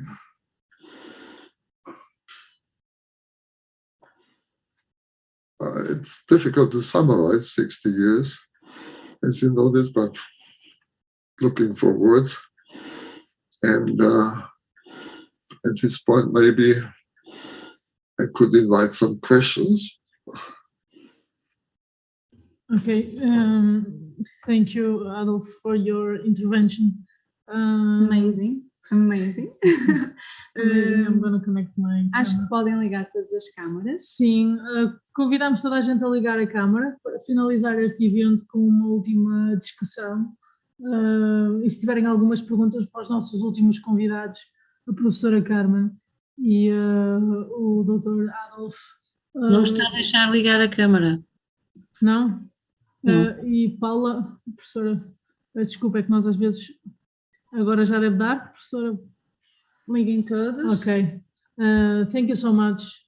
We are going to start now some questions for the last two speakers. We are going to finish the event, but let's start the debate. Se alguém quiser fazer perguntas em português, estejam à vontade que nós traduzimos e aproveitem, desfrutem. Então, nós no ar temos o Luís Moura. Luís, queres fazer alguma pergunta? E depois Jorge Falcate. Okay, na verdade, tenho duas perguntas para fazer. Sim. Okay. First of all, good evening, Adolf. My question is, how did you learn living with that condition? It was a shock for you on the beginning? Of course. Within 3 days, I was reduced from. I liked sports. I was pretty good at high jump, 173 centimeters, and within 3 days, I was reduced to a person who couldn't breathe on my own. I was living in an iron lung. That's a big tube where only the head sticks out. You cannot move everything. And I wanted to kill myself. I started to collect sleeping pills in my cheeks, but that didn't work because they dissolved before they got too many. And I'm very fortunate that it didn't work because I've been enjoying my life tremendously. I've been cherishing my life. I love my life. And I'm very grateful that I have such a good life. So it paid. But the reaction, I think, is quite obvious that it's a shock first. But it's amazing how much you can adjust, adapt to changing conditions. We humans, we are amazing. We can adapt to just about everything. Thank you, Adolf. Jorge, tens alguma pergunta? Hi, Adolf. It's a pleasure, always a pleasure to hear you. And I think I want to underline one thing that you had said. It's about the need to educate ourselves to be more efficient, and I think it's the main goal of this project. It's to give some tools for people with disability to be more efficient in their roles as activists. And this is something that we are fighting here in Portugal, is to be more, to have more people active, to have more people with the knowledge to be more efficient activists. And I know that you are interested in the last years in an area of activism that here in Portugal we are not used to. That's the litigation in court. Because when we talk about activism, we always we think about demonstrations, we think about political participation, we think about a lot of things, but here in Portugal we are not used to go to courts to demand the effectivity of the law and all those things. So I would like that you talk a little bit about that. Yeah. That I think is important for us to hear about. And another thing, I hope that we'll meet in September in Brussels. Are you going to Brussels? Yeah. Okay. Yeah, well, thank you, George, for reminding me. I had almost forgotten it. As George said, the last 5-7 years, I've been thinking that we've been fighting in the streets. We've demonstrated, we marched in the streets, we stopped traffic. But have you ever seen the organizations of, let's say, entrepreneurs to stop the traffic in the streets? No, they go to the politicians, they have the lobby organizations, and they go to court. If you want to really change things, you go to court. And there are enough laws already that theoretically allow us to go to court. For example, the European, what's it called?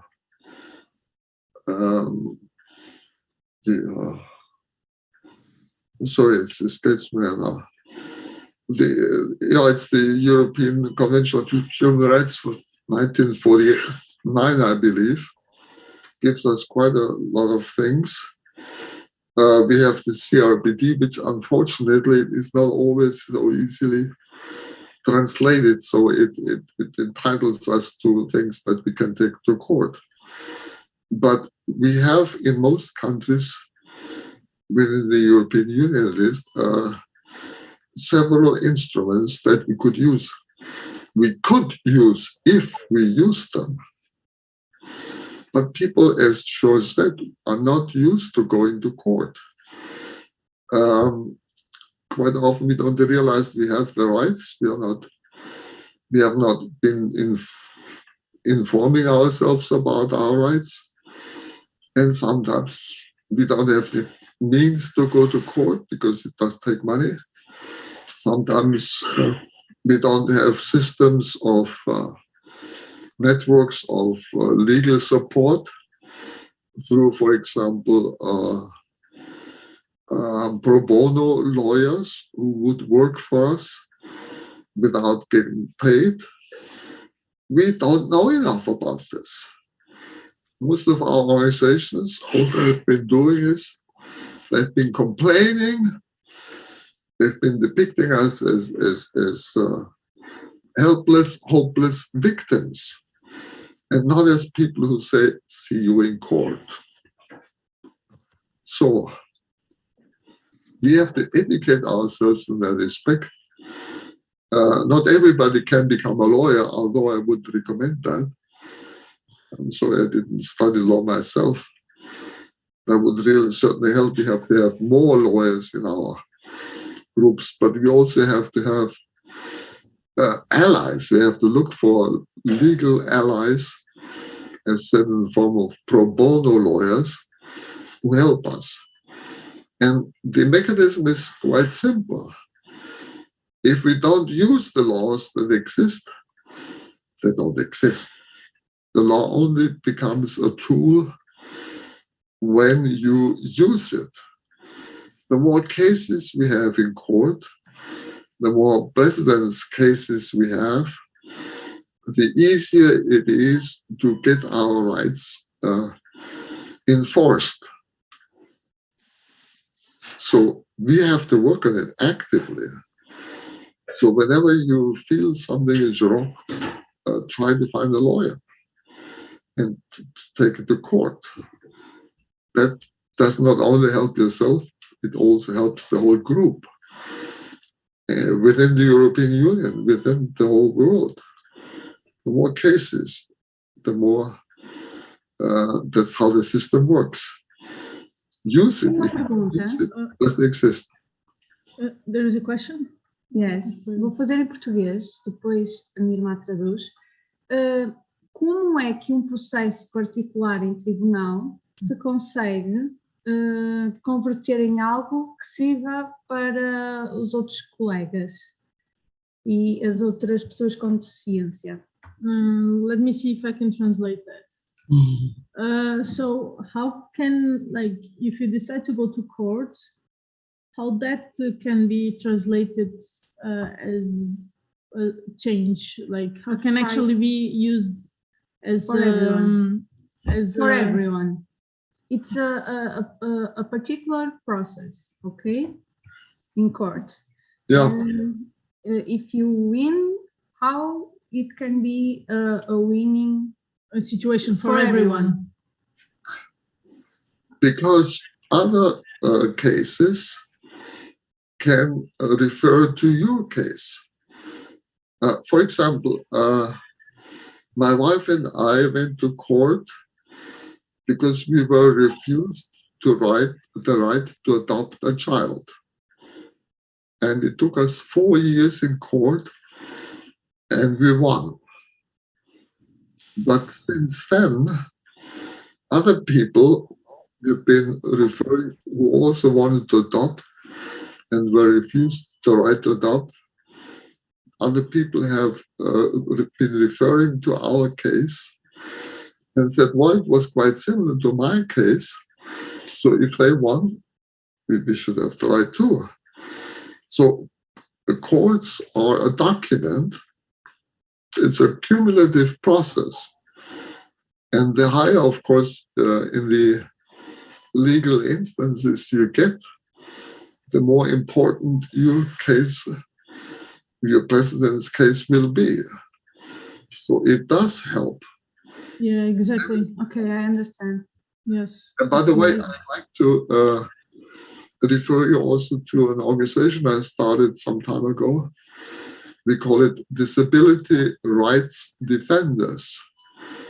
Disability Rights Defenders. It's on the web. You can find it easily. It's a network. We try to come out with a newsletter if we have the money. And the purpose is to inform ourselves about cases that have been fought in other countries and what you can learn from them. Okay. Just for that purpose. We have another question. Não sei se a professora Paula Trigueiros teria uma pergunta, não sei se chegou a baixar a mão. Se quer fazer uma intervenção. In fact, I asked, I put my hand just clapping, just for felicitating. Your story is really impressive, and also by clapping the organization, because I've been closed here away, and we are finishing the event But in fact, I learned a lot. I'm very also pleased to see George. It's not been easy to see you also, and it's nice to have these opportunities to meet people that it's not easy to see and to share. Não nos vemos há muito tempo já. Yeah, see. And so I just wanted to share this feeling. I'm happy to be here with you, and I'm learning a lot. And I wonder if we have this very soon an opportunity to go further on these opportunities and growing these seeds somehow and somewhere. Drive. Sorry? In Freedom Drive. Yes, in Brussels in September. Okay, let's do it. Yeah, great. Congratulations to you, and nice to meet you, Adolf. Yes. Zé Maria, a question. Depois deste exemplo de amor à vida, qualquer um que se sente pequenino, de onde vem esse ânimo? So, I'm gonna translate.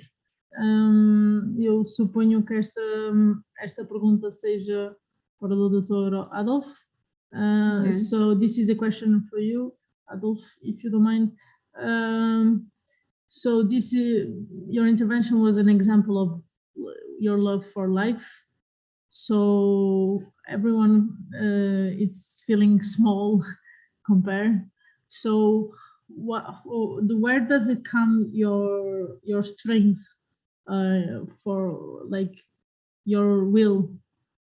Where does it come from? Where do you get your inspiration in your love for life? Your seed of change.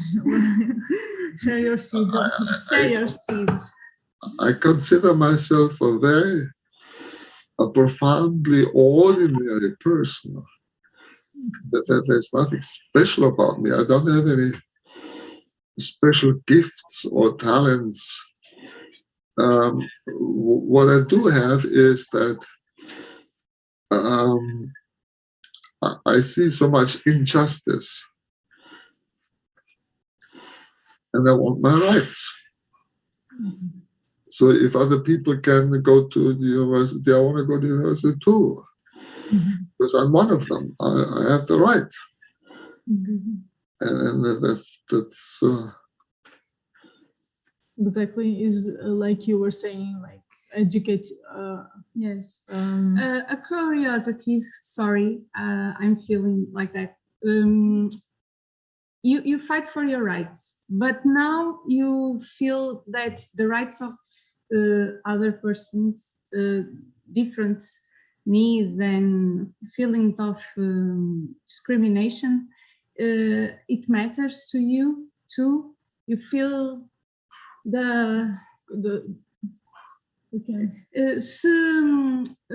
muitas das vezes aquilo que nos impele a lutar pelos direitos é a falta deles sentida pessoalmente. Uhum. A minha questão é se o Adolf se demonstra sempre sensível à injustiça que outros possam sentir. Isto no sentido... Mas já conquistou os seus, certo? Não, no sentido de eu acredito que Adolf tenha a tal semente nele, independentemente de serem os direitos deles que estão em causa. Alguém pode traduzir? Compreendem? E como estamos a falar em seeds of change, eu acredito que esta questão está relacionada com algo que por acaso agora ele fala dos direitos dele, mas podiam ser os direitos das mulheres, das pessoas racializadas, etc. So I will try to translate my sister. Sorry, question. So I think what she's trying to say is like you're saying that you fight for your own rights. You see the discrimination and you think about your own rights, and this is the strength that you have to go for change.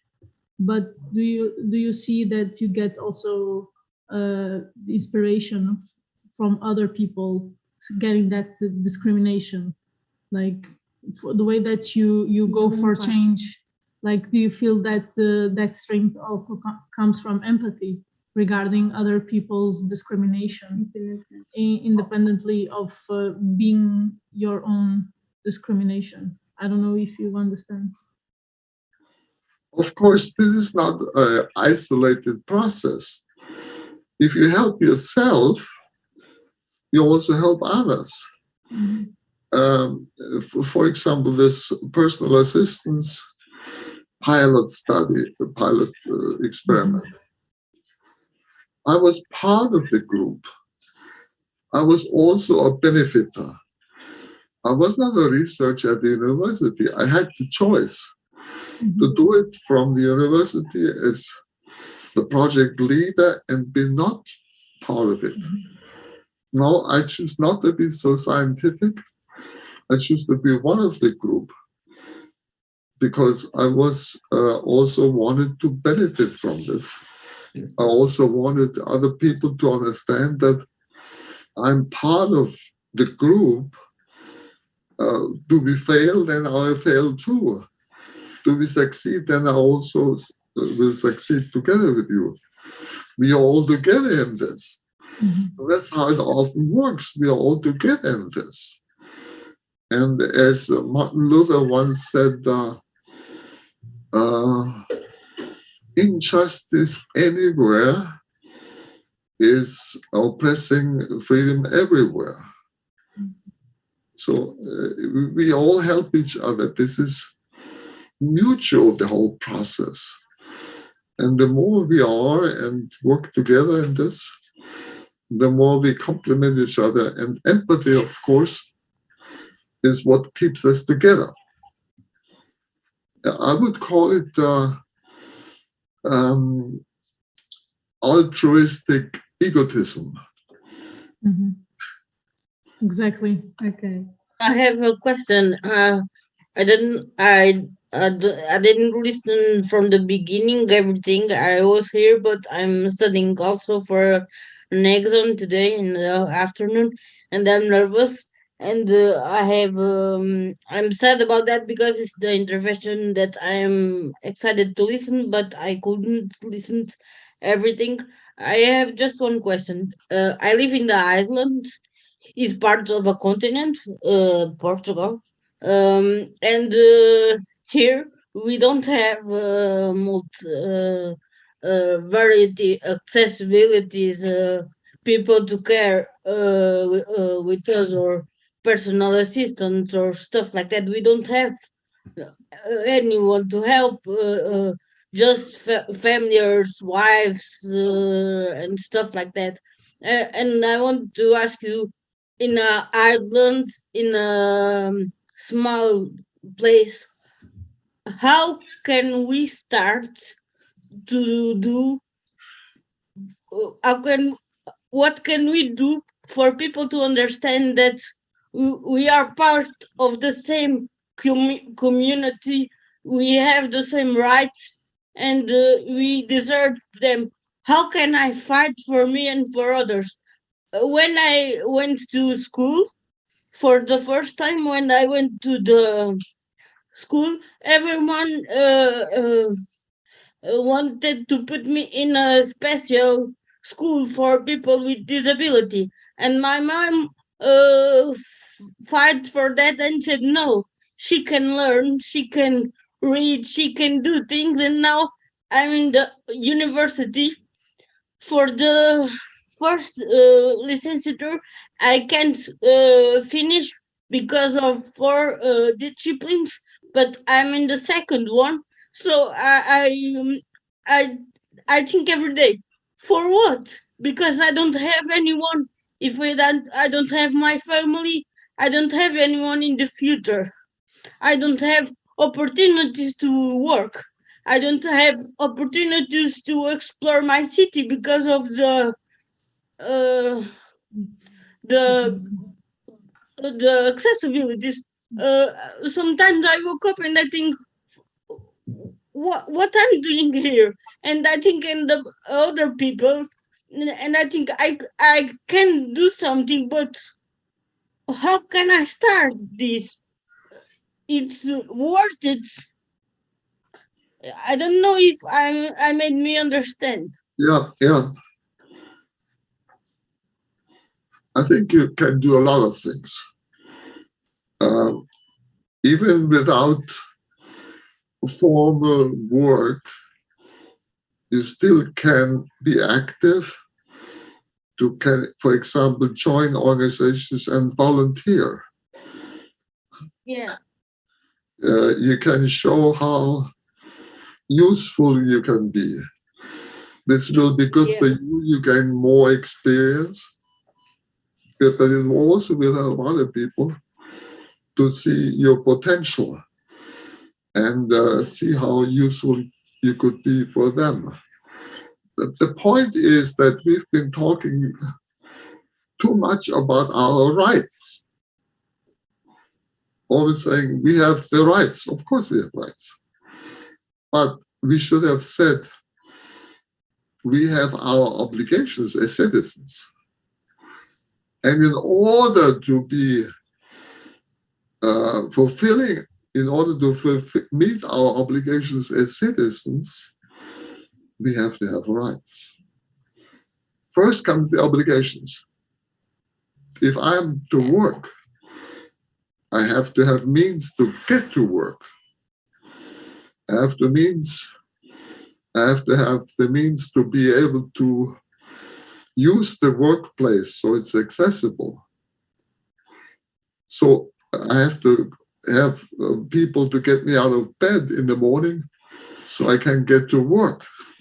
So what I'm saying is if we put up our obligations highest as the aim, as the goal of the whole exercise, then the rights will be our means to get to those means, will be our means to get to these goals. I hope I didn't confuse you too much now. So in order to be able to contribute to society, we have to have certain things in place first. Those go hand in hand together. And we should never emphasize only our rights. We should also emphasize our obligations. Yeah. That we respect from ainda há tempo para mais alguma coisa? Posso só pôr uma questão? We have some time. Yes. Because I wanted to ask Adolf about the situation of independent personal assistance in Sweden, because here we, as you know, we have a pilot project that it should be only 3 years, but the government is going to put I think it's more 1 year and a half or something. And now we have about 900 people with personal assistance, but we have a lot of problems with this pilot project. The average of hours of these 900 people, almost 900, it's 3 hours a day, in average. What I would ask to Adolf, it's I don't know if you know the numbers. How is the average of personal assistance in Sweden?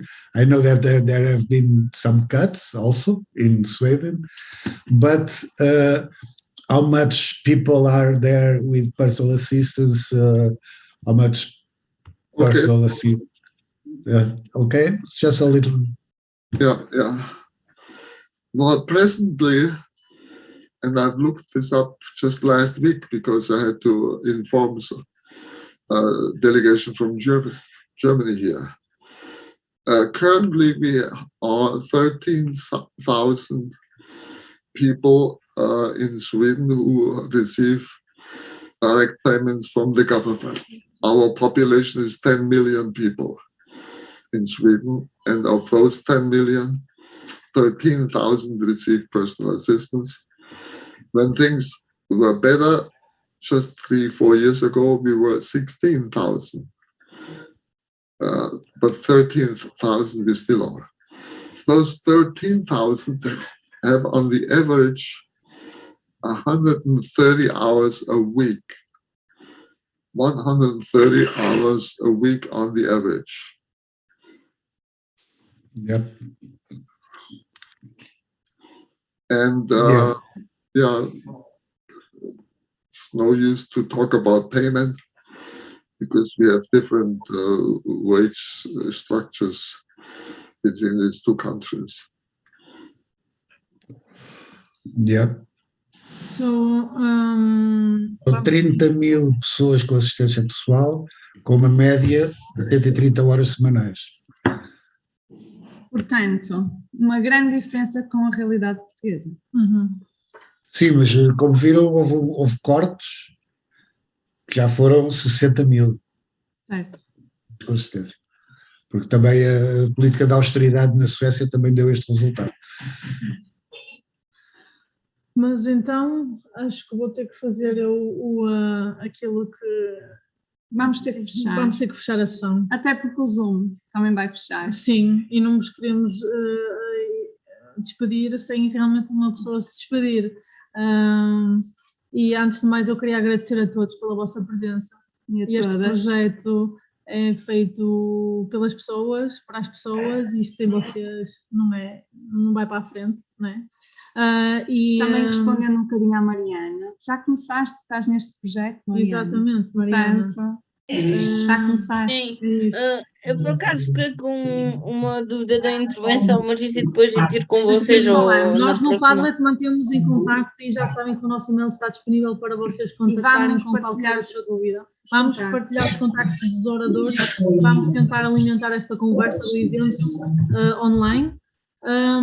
E sim, agora não sei se é possível perguntar ao Sr. Adolfo se ele pode deixar o seu e-mail. Sim, nós vamos fornecer isso tudo, Mariana, está bem? Agora eu vou falar um bocadinho em inglês só para finalizar isto. First of all, I would like to say thank you to everyone that was involved and part of this project. Like I was saying, this project is for people with disabilities, and without people, this project doesn't go forward. So from the speakers to the participants, everyone is involved and everyone is important. And we are all trying to be part of the impact and trying to be part of the change. So first to Joseli Neves, thank you for your intervention, and Marie from EDF. Clementine, she was not able to join us, but we would like to thank her availability. Alison Zamit from the CRPD from Malta, thank you for your intervention. And Professor Angarad also for the perspective on education in the UK. And Professor Carmen, muchas gracias por hablar con nosotras en este evento. Perdón por mi español, pero estoy intentando. Y last but not least, Adolf Ratzka for being part of this event and for this meeting with the international decision makers. We are going to officially close the session, and we hope to see you online in future events and in future projects.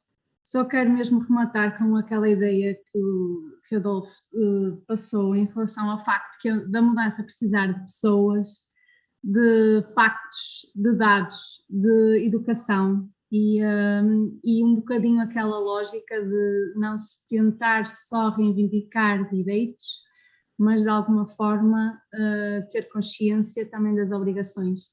Por isso é que as nossas sessões de capacitação dizem que são sobre capacitação para os direitos, mas também para os deveres. E acho que estamos no bom caminho com este projeto, alinhadíssimos em relação ao que foi dito aqui esta manhã. Vamos tentar espremer todas estas comunicações offline. Espero que as revejam. Pedimos desculpa por problemas de comunicação técnicos, por tentarmos considerar todas estas questões linguísticas, etc. E pronto, agradecermos muito e vemo-nos nas próximas sessões e eventos que vamos fazer. Muito obrigada. And thank you all.